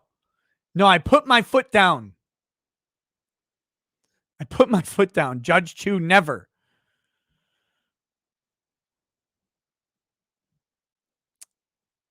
Okay, here we go. What else does he say? Look at us. Take a picture of us taking a picture of us. That'd be great. Hey, remember when I tried to put all your people behind bars and called them super predators? That was good times, wasn't it? All 50 Senate Democrats, including the 2 independents who caucus with them. That's not 50 Senate Democrats. That's 48 Senate Democrats plus 2 independents who caucus with them. There are not 50 Senate. This drives me nuts. There are more Republicans than Democrats in the Senate. I mean, not really when you consider what Mitt Romney is or whatever, but there are 50 Republicans and 48 Democrats, and then 2 independents who caucus with Democrats. But this technicality will always make me annoyed. Always. So here we go. They were joined by 3 Republicans: Mitt Romney, Susan Collins, and Lisa Murkowski. Just get them out. Just get them out. Republicans in Utah, Maine, and Alaska, you've got to get them out. They're a disaster.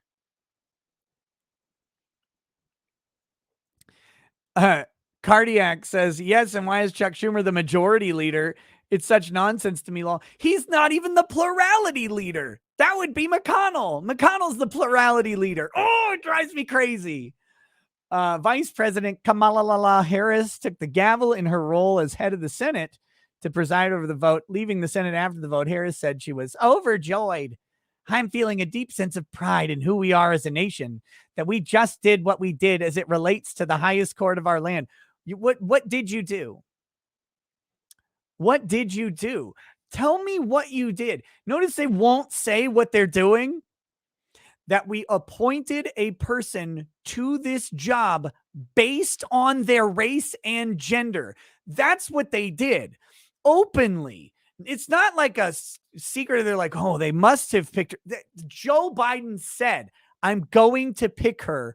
I'm going to pick a black woman to be the next Supreme Court justice. That's what I am going to do. And then they did it.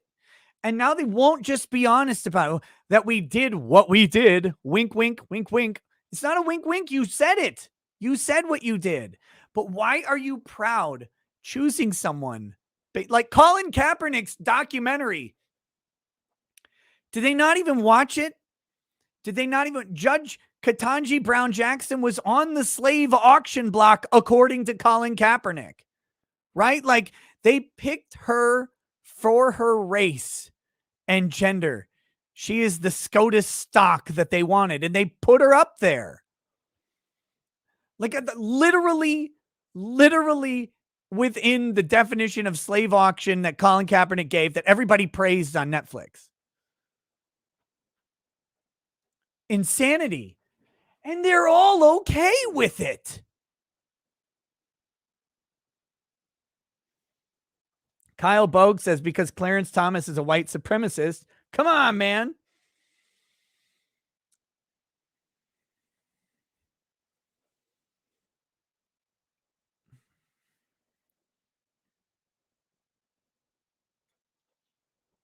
Wow. There was literally a race test applied to a Supreme Court justice. And here's what everybody in the Senate did. Yeah! We love the races.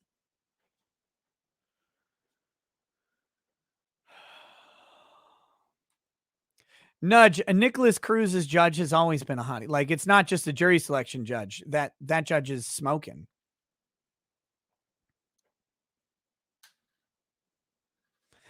Okay, here we go. Does this have Michelle Obama feels for anybody? Remember when she said, "I'm finally proud of my country" after they elected Barack, right? That's how that feels to me. It's the same sense, same vibe I'm getting. On Friday, Biden, Harris, and Jackson will deliver remarks in the historic Senate vote. Oh, thank God. Well, depending on when the Edgecombe thing is, maybe this could be rolled into it. That could be interesting. I won't tell Branko we're doing this, so he'll just come in. He'll be like, this is great. We're going to watch this Edgecombe guy get sentenced. And then, oh my God, why is Kamala Harris talking? Ha ha, sucker. Take that, Branka. That's for Kyle Kareth. On Monday, the Senate Judiciary Committee reached an 11-11 tie along party lines on the question of whether to advance your nomination to a vote before the full Senate. This is the first time this happened since the 1800s. Democrats, expecting the deadlock, immediately moved ahead with a procedural step to discharge the nomination to a vote before the full Senate. During your hearing before the Senate Judiciary Committee, Republicans attacked Jackson as a partisan and leaned heavily on culture war fights rather than inquiries concerning the nominee's qualifications. Yes. That's what Republicans did. Brett Kavanaugh would like to know your location, by the way. Multiple Republicans, including Marsha Blackburn of Tennessee and Josh Hawley of Missouri, accused the judge of being lenient toward child sexual abusers. Fact checkers say that the claims are misleading and that Jackson's sentencing decisions were in line with her peers on the federal bench. No, she was lenient towards child sex abusers. Just because they were in line with her peers does not mean she was not lenient.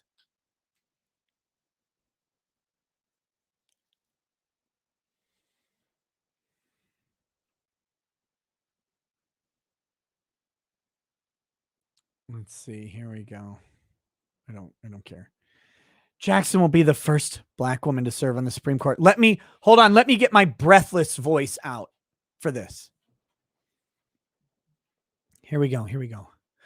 Jackson's confirmation fulfills a major campaign promise from President Biden to nominate the first Black woman to the Supreme Court.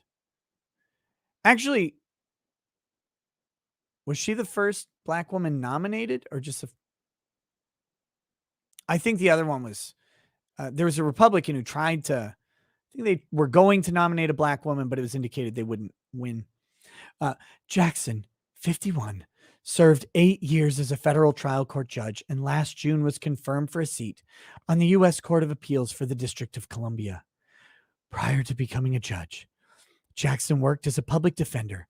Once confirmed, Jackson will be the first Supreme Court justice since Thurgood Marshall to have represented indigent criminal defendants. After graduated from Harvard Law School in 1996, she went on to clerk for Justice Stephen Breyer who she will replace on the High Court when Breyer formally retires this summer. Breyer, 83, was appointed to the court by then President Bill Clinton in 1994 to replace retiring Justice Harry Blackmun. In contrast to the contemporary view of the court as another venue of partisan political and cultural warfare, Justice Breyer became known for his decades-long speeches, effort to build consensus among the justices, despite philosophical and ideological differences about the Constitution. Yeah, you know what? That's what I know Breyer for. Building consensus. That's the one.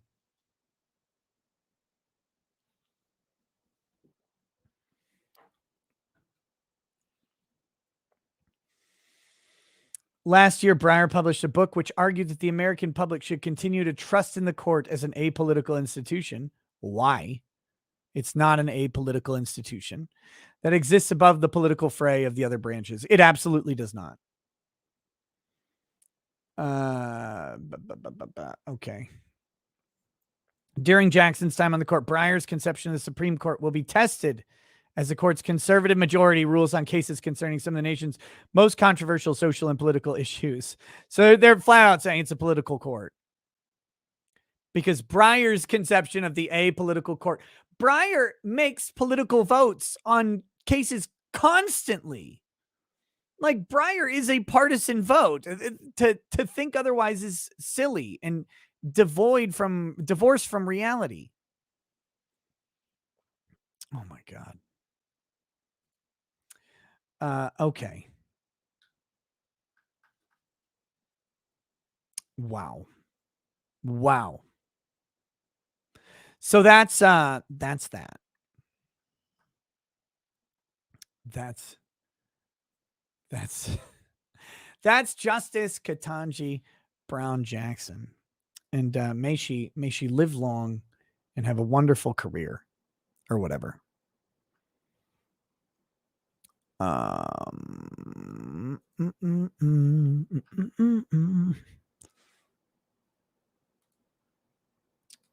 So I have, let's see. I have this. I don't know if I don't know if I can go through this today.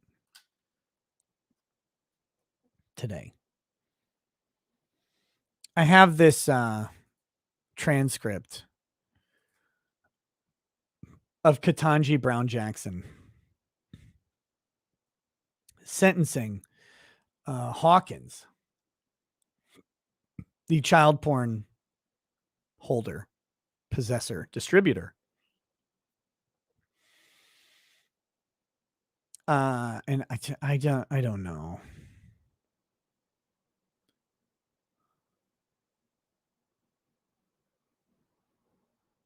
Let's see.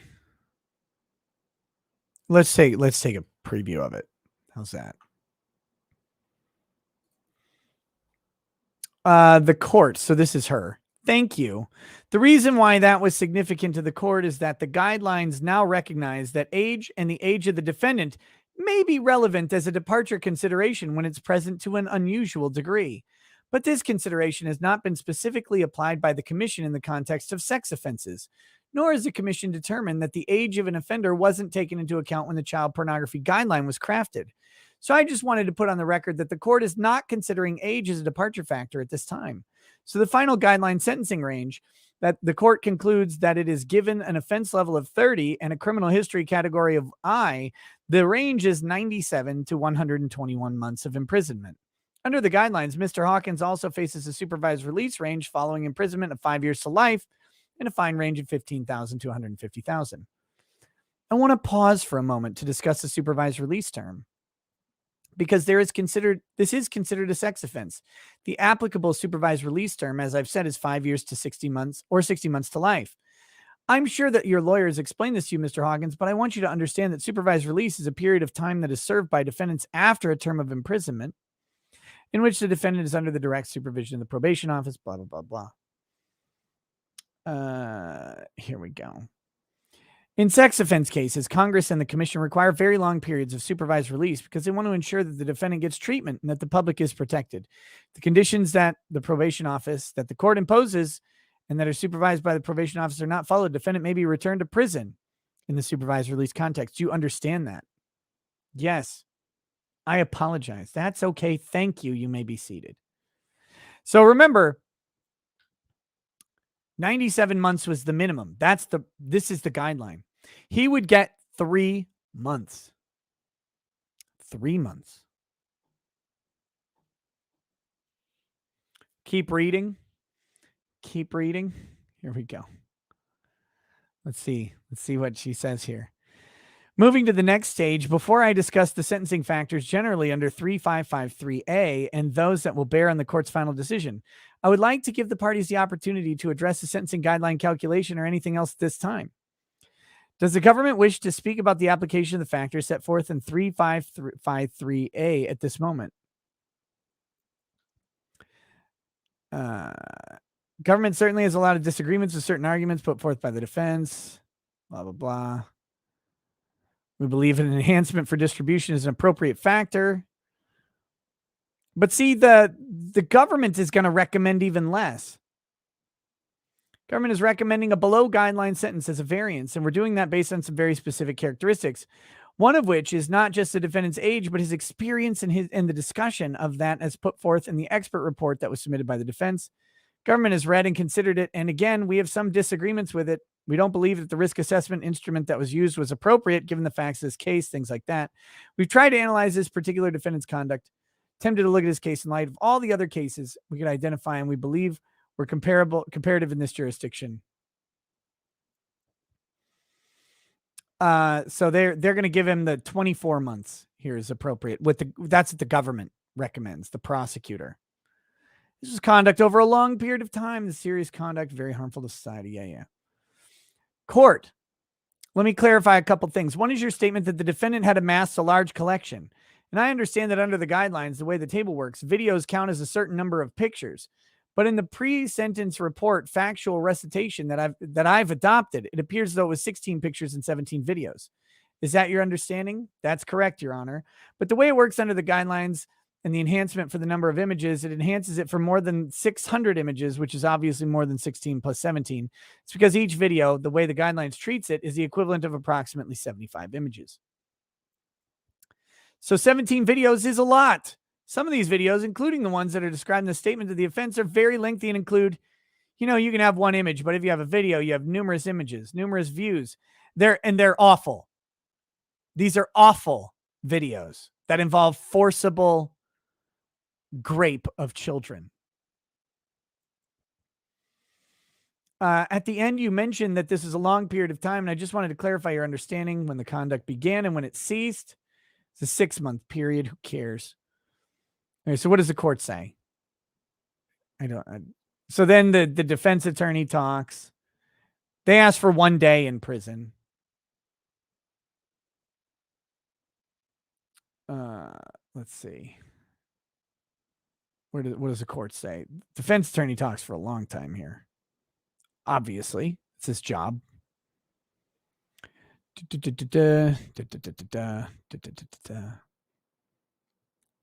The defense attorney, by the way, is the least guilty guy in this room. It's the defense attorney's job to try and get this guy out of prison, right? Like that's his actual job. He's the only one whose job is to get this guy out of prison. Prosecutor's job is to put him away, to seek justice. And in this case, justice is a guideline sentence of 97 months. They go for 24. Judge goes for 3. Why don't we have his mother approach and then Mr. Hawkins? Oh, yeah, there we go. I'm not going to do this. I'm not going to keep reading right now. I can't. I'll get too mad. It's the middle of the day. Maybe we'll talk about it with potentially criminal tonight.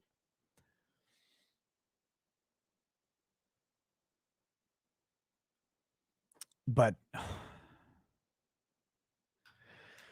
well, we'll see what Judge Ketanji Brown Jackson does on the bench, right? I mean, maybe she'll surprise everybody.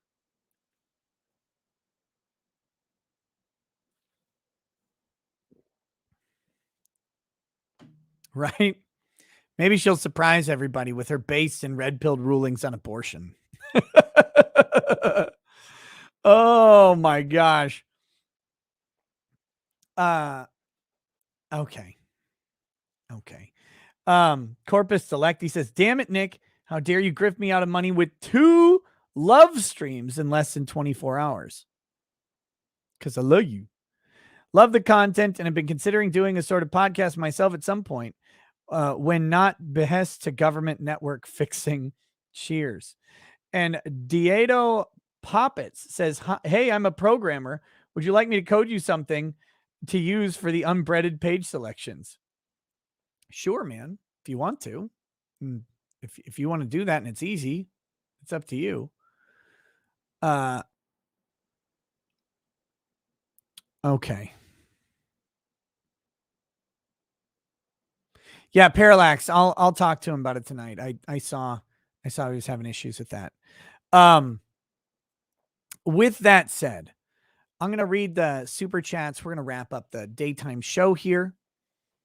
We've been going a solid 2 hours in just a minute, or in 4 minutes, and that'll leave us much to talk about with potentially criminal tonight on the live stream, and that'll be good. I think we'll have a good time.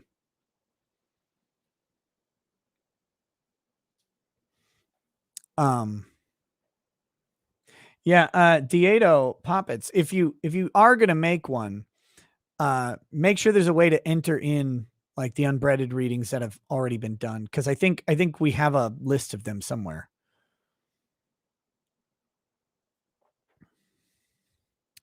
So I'm going to start over on the Odyssey chat here, and then we will we'll start with the Odyssey chats, and then we'll get into whatchamacallit, YouTube chats and all that stuff. Okay. Whew. El Gonzo 1000 says, I, Nick Ricada, am a knee grower. That's actually true. That's actually true. My second knee surgery, my first surgery on my knee was on my right knee. It was a torn medial meniscus. It was probably a lingering injury from cheerleading and having to lift a fat lady one time. And I injured that just in my kitchen. It was like just piece of meniscus just popped off and got stuck in my knee joint. So I had to go in, have that removed. That was fine. My second knee injury, though, was on my left knee. It's completely different. I was getting a kid out of the minivan that we had at the time. And, you're carrying the kid and you step down, and I slipped and I missed the step, stepping down. And I smashed my knee into the minivan, like the edge where the door, the door, like, and like there's the edge there. I smashed right in the middle of my kneecap. And there's something in your knee called a bursa sac. And the point of a bursa sac is to protect the cartilage and ligaments in there, I think. And I popped that thing and my knee swelled up. It was just this gross mass forever. And that's supposed to drain out and it's supposed to go away, but it never did. It was just this fluidy, gross knee that was there. And so I had to go and get that removed, and they drained it and they pulled out the sac, and it was just disgusting. It was huge. Very, very nasty. So literally, yes, I am a knee grower. My knee grew substantially for probably, I had the swelling in my knee for like 6 months.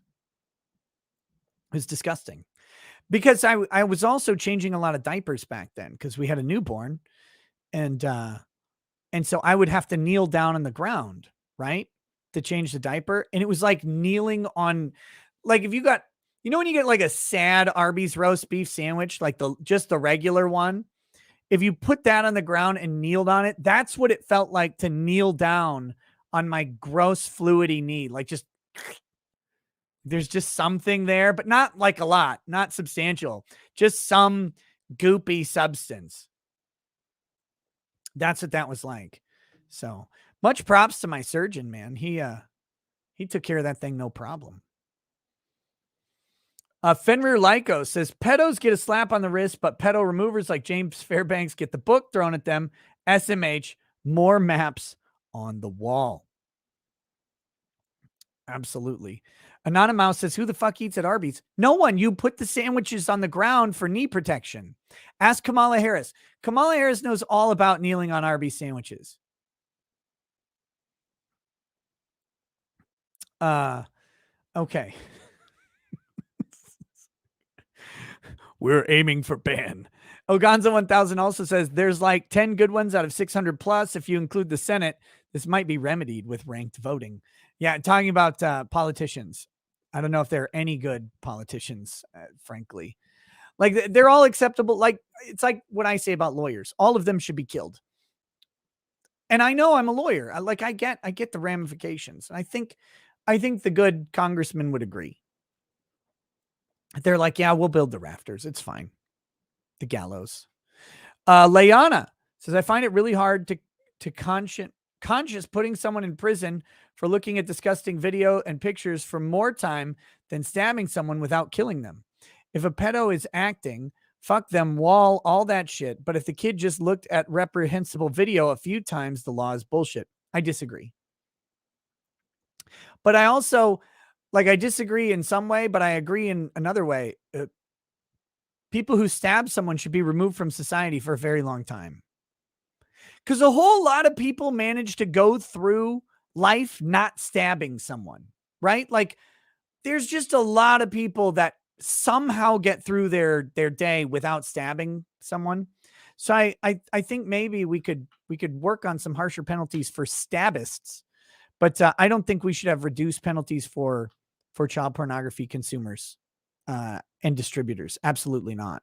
The amount of damage that the production of child pornography does to children, it's off the charts horrifying.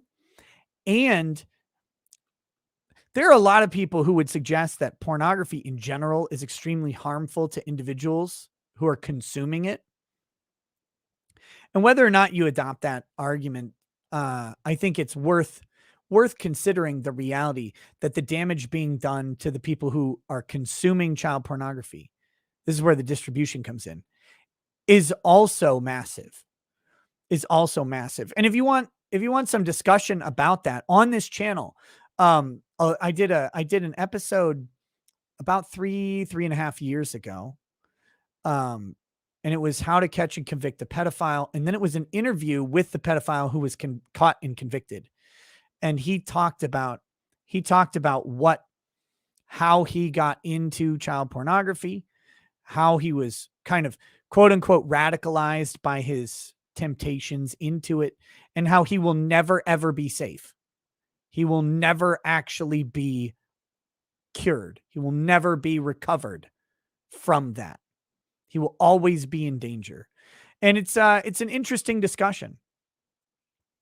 So I think maybe there's plenty of evidence that the amount of damage, in fact, I would suggest that the amount of damage done by one child pornographic video is greater than a non-fatal stab. Significantly greater. So that's my opinion. You're certainly free to disagree. Leona says, to be clear, I'm not saying that CP should not be punished, but it should be a few months, not 10 years. Is this such a bad take? Yeah, a few months isn't sufficient. Unless you're going to say, let me try and get to your position. If you're going to say a few months in prison, followed by a civil commitment that is substantial with rigorous treatment, then maybe. Rigorous treatment, oversight, and all of that stuff. But you got to understand, people who offend on child porn are very close to offending pedophiles. And their desires are not like sated by the pornography.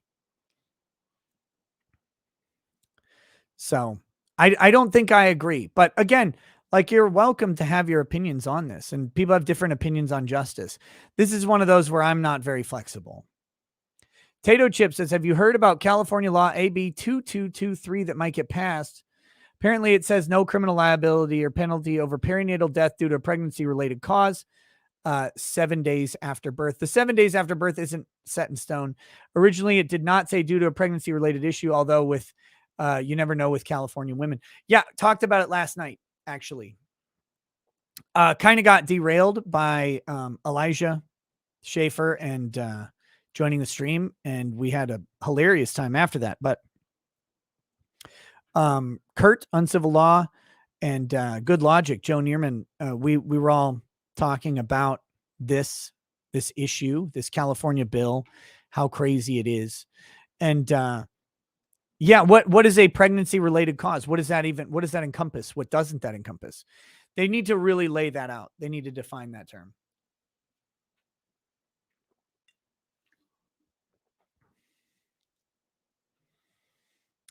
Ty Beard with a hot take that I agree with. He says a functioning legal system requires severe punishment of child pornography users and pedos because that is most likely to trigger vigilantism. As evidence, of course, you could look at Gary Plausch or Cain Velasquez if you want something more recent. Okay. All right, let's move over to YouTube chats here.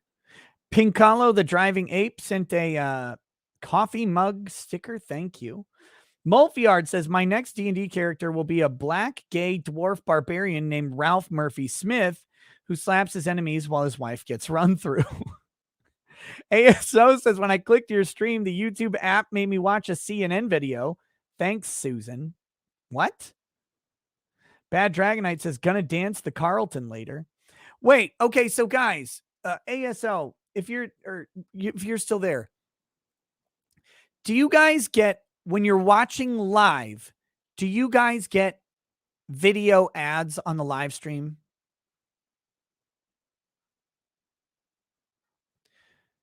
Because I manually disable video ads on the live streams while they're live. After they go, after the uploads, they'll some of them get ads, not all of them. Okay, people are saying no. Okay, good. Good, because I a long time ago when they first started enabling ads on live shows, it was like the audience would plummet and then kick back up, and I think I figured that was people getting the ad, and it was weird, and people would sometimes get like an ad and then they get sent to another video. It was really disruptive to the stream. So I disabled all those. So I just wanted to make sure, because I know that you can have some content with disabled ads and YouTube will run ads anyway. They just won't give you anything. So I wanted to make sure that wasn't happening. Who would be my sponsor of choice? I have no idea. Someone who, whose products do I like? I don't know. Someone who makes something good that people could buy. That's all. Make good shit.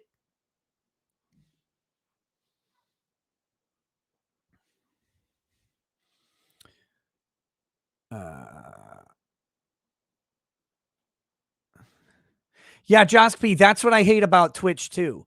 And you can't disable ads on Twitch. I really hate that. The only way to disable ads on Twitch is if you run an ad manually, they'll disable them for 10 minutes. It's like, well, but that's still running the ad. I don't want the ad at all. My Twitch does not generate ad revenue. I'm not Amaranth. Bad Dragonite says, gonna dance to Carlton later. Yes. JWT6577 says, why would they? We have a one-party system. America is long since over. No need to get worked up about it anymore. Just enjoy the collapse.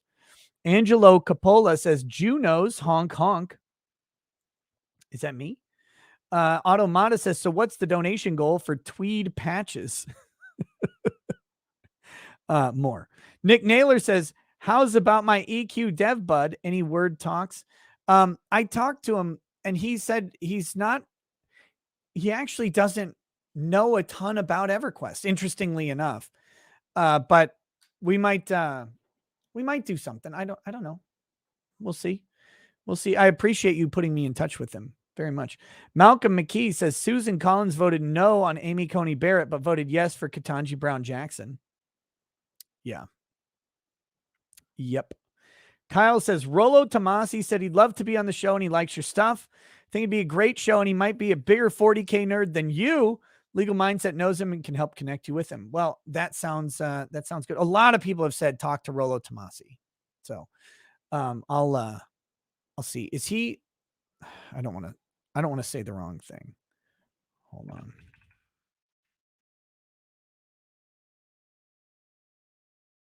Rational Male.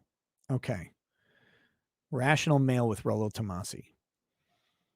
Yeah, I'll reach out because that could be an interesting show. John Diaz says, I demanded Branca come on the show. My viewership keeps this channel alive. Nothing is more important to me. Don't worry. Branca will be on the show tomorrow for the sentencing of Theodore Edgecombe. I just got to figure out what time it's going to be. Gino Fast says, you look nice today. Thank you, Gino. See, that's how you be nice, chat, rather than making fun of me. Rach says, Rach, I assume, because that's a female avatar. So I'm assuming Rach short for Rachel. Can you explain what is going on with Husel? Defense trying to remove the judge or something? No, I haven't been following it. Maybe I can look into it and check it out, but I have not been following. Sorry. I was down in Texas enjoying my life. White Shadow. Guys, I have 2 gray hairs. You can't really see them here, but I have one over here. I have one over here. Very excited. Very excited. Can't wait to go gray. It'll be exciting. The Interim of War says, what was better, Backstreet Boys or NSYNC?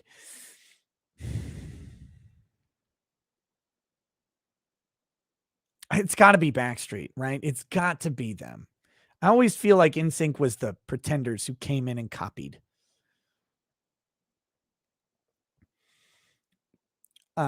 Look, to put some context, that Lady Rackets loves like the salt and pepper look. So I sit there and I get in front of the mirror every day and I stress myself out trying to get gray hairs. And I'm like, motherfucker. And I'm just sitting there stressing myself, trying to get them to sprout out, and they don't.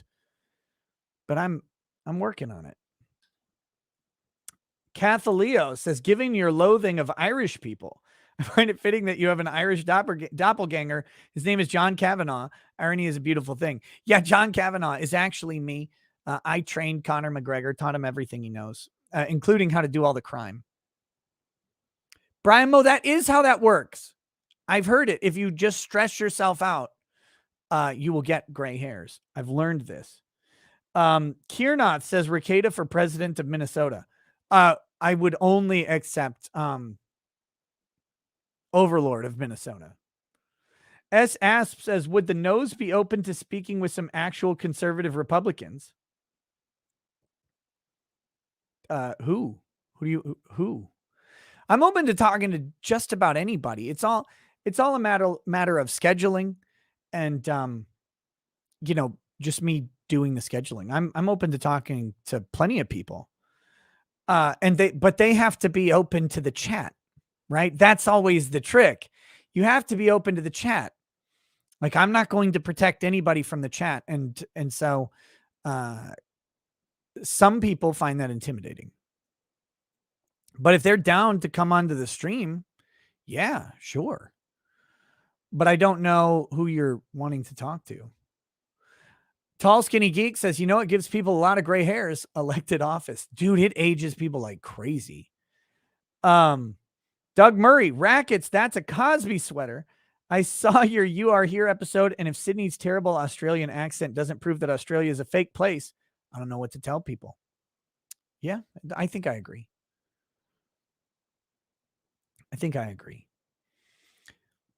Trump. Yeah, let's get Trump on the show. Let's do that. We should do that. Donald Trump, you're formally invited to come on the Ricada Law Show. Look, I know you need the exposure, and really, look, I've seen your numbers. They're kind of embarrassing. Maybe you want to come on the show. We'll get you out there, get your name out there a little bit, tiny bit, and get you in front of a few new folks. Maybe you could have a little bit better luck this time, right? Maybe you can overcome the machines. Whoa. Steven Stern says the sentencing is at 1:30 according to the case record. Thank you. 1:30. Well, that sounds like a perfect time to start the show. Tomorrow would be 11 a.m.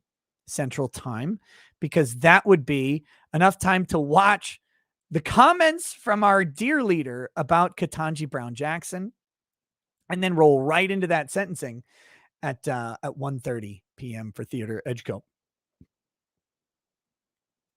That sounds great. I should get Jorge on to talk border. Yeah. Jorge Ventura. That'd be awesome. I'll see what we can do on that. Cause yeah, he knows I think he's on his way down to the border or something sometime soon. So he'll probably have some fresh, horrifying stories. That umbrella guy says, hey there. Hey, Tug, what's up? Tug is going to be on tomorrow. We're going to be talking and prepping the Johnny Depp case for the trial, which will probably start streaming on Tuesday. And Tug's going to help get me up to speed. So much has been happening over the past couple years, and Tug has been on it. So we're going to do that tomorrow night. So if you're looking forward to that Johnny Depp coverage, come check it out. We'll also be talking about the newest comic book that Tug is currently working on. It is a family project, as his comic books have been. He gets to create something with his daughter, which is just fantastic. And he delivers books, and he delivers them on time, which is something to be said in the independent comics community. And he's really great. So Tug will be on tomorrow. Be a lot of fun. So come check that out.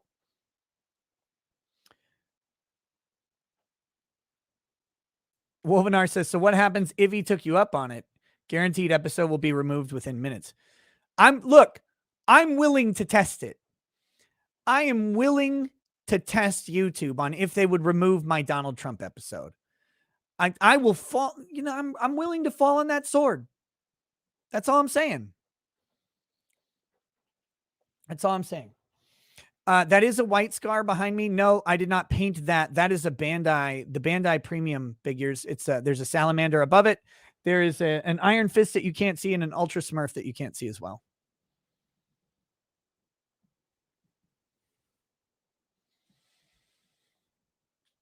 Next.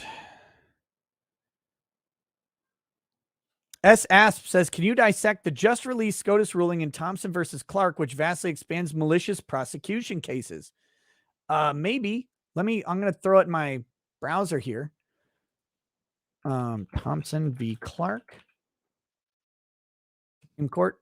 I have not heard of it, but I'll take a look at it. Raishi says, Nick is the practical libertarian. Pretty much. As Cybertaz says, creator Sid Alpha is being sued by literal troll Acer Thorn.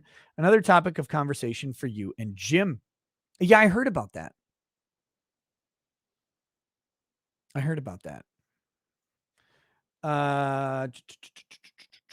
Ghosts of Aces says, almost finished building my Death Guard army, only $250 more to go, as well as just learned how to use a transfer sheet after 5 years. I don't understand transfers at all. Like, I'd almost try and freehand the logos rather than use transfer sheets. I mean, I've seen like demonstrations with a Q-tip and all that stuff, and I don't get it. Sir Ian says, could T-Pool have a harassment claim against the cops since they always respond without to the swattings without hesitation and never find anything? I think they're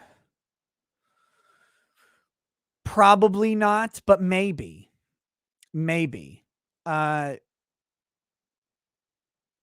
The question is, do you want to stop it?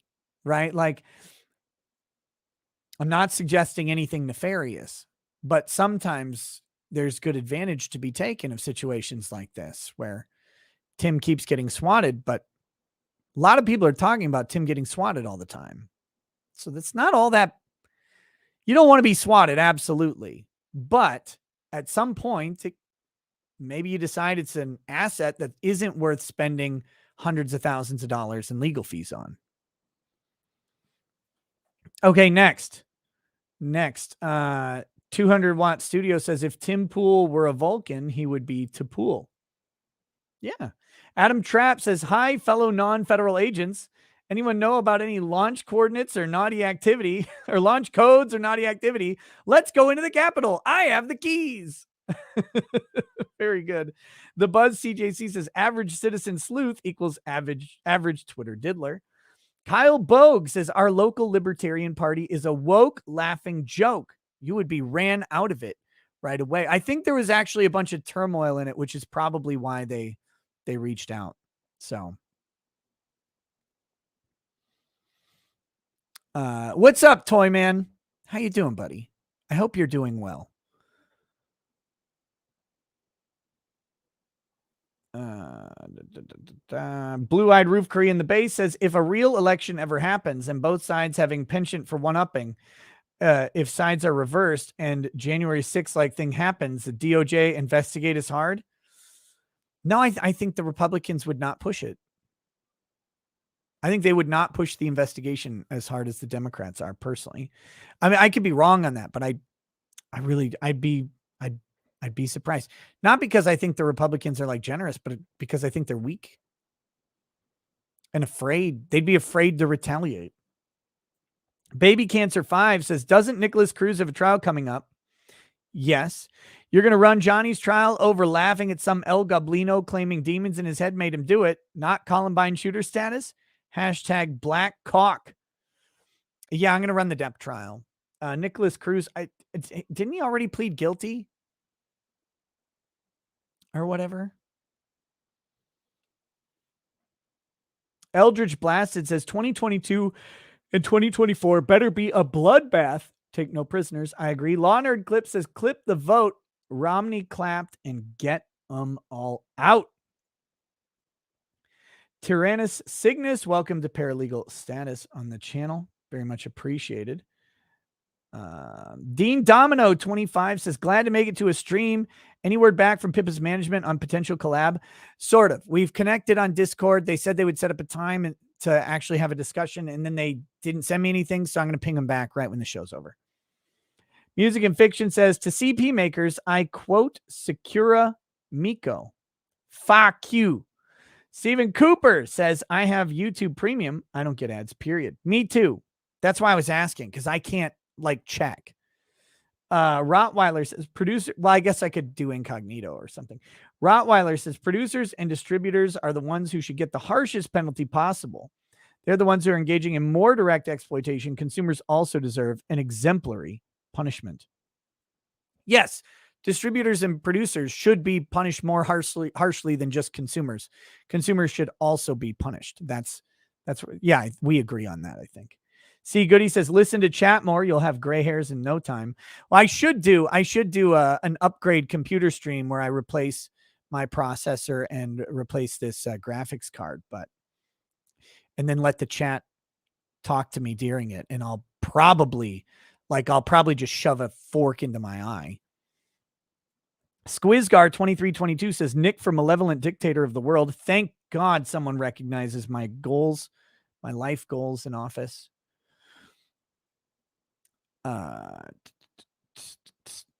Dave J127 says, did you see that the Kenosha just elected their first Republican in 2 decades? The Rittenhouse effect is real. Yes, I did. I mentioned it earlier. Kenosha had a huge red tide. Mr. Bentham says, ask Jack Murphy on how to get white hairs. Unbreaded nose. Thank you. Bad Vibe says, Nick, be thankful the bar doesn't have rules for PEDs, or performance enhancing drugs. Your nose is ripped. Yes, I have a little bit of nasal steroid left.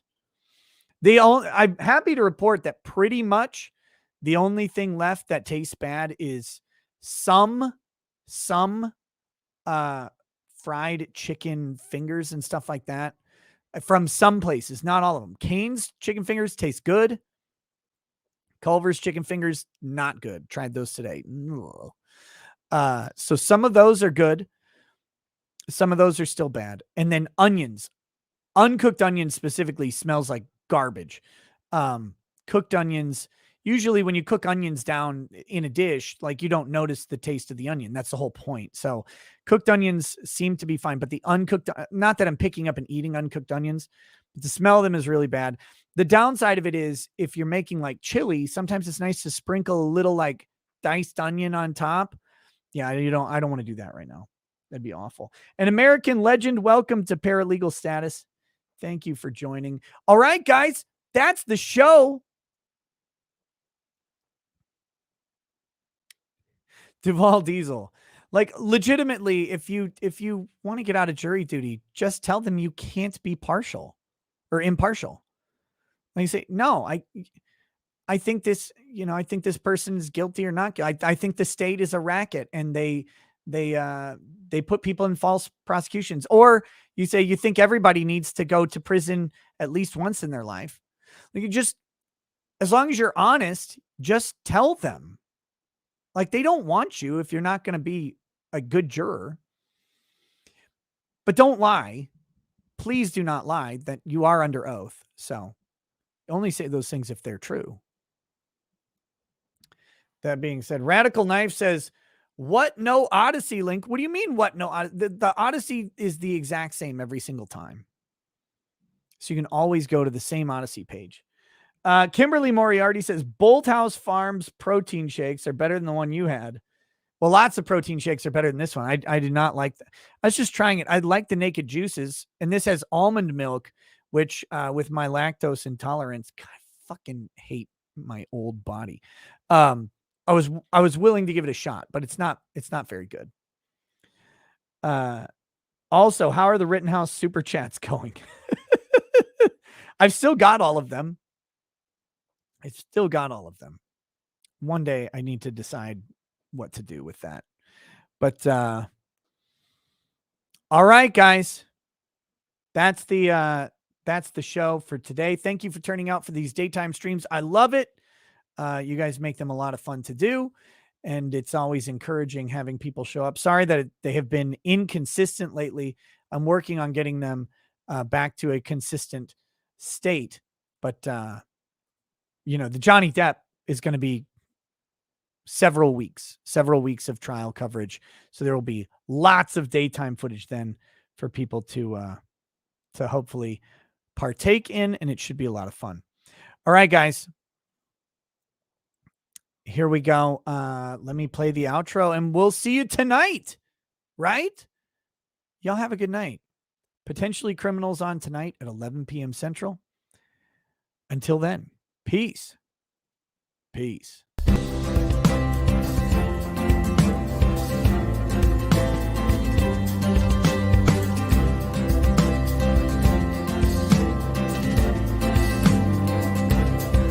Oh, he drinks a fair bit, but you realize that it just helps get his noggin jogging along. With his glass by his side and his kids asleep tight, we'll hear some law-splaining tonight. With his microphone muted, we'll laugh at this boomer until he explains it's all part of the plan. Watch his face become redder as he becomes madder, raging at idiots from Twitterland. From the white shores of Maine to the hills of Glenlivet, there's no one who explains the law better than Nick. So pour out a glass for the ones who have passed to make the law what we have now. Oh, his lady is fair, and she handles herself with the grace of one who has borne many children. As the wife of a lawman, she makes sure that he has the time and the place to provide for them there. So pour out an Ardbeg, a Balmore, a Lafroig, the spirits flow as the ones who get unemployed. So pour out a glass for the tea post on Twitter as we hear law-splaining tonight. From the white shores of Nairn to the hills of Glenlivet, there's no one who explains the law better than Nick. So pour out a glass for the ones who have passed to make the law what we have now. Oh, the guests are all plentiful, from Dante to Drexel. They bring their perspective and spice to the mix. But the reason we're here and the one that we cheer is the one who ensures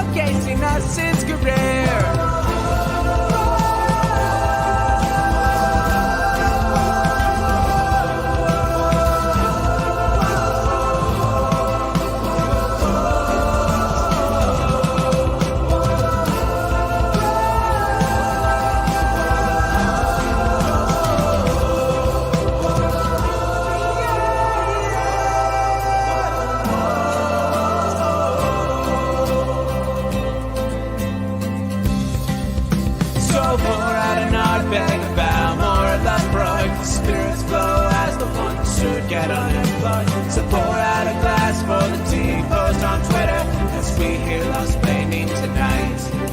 From the wide shores of Nairn to the hills of Glenlivet, there's no one who explains the law better than Nick. So pour out a glass for the ones who have passed to make the law what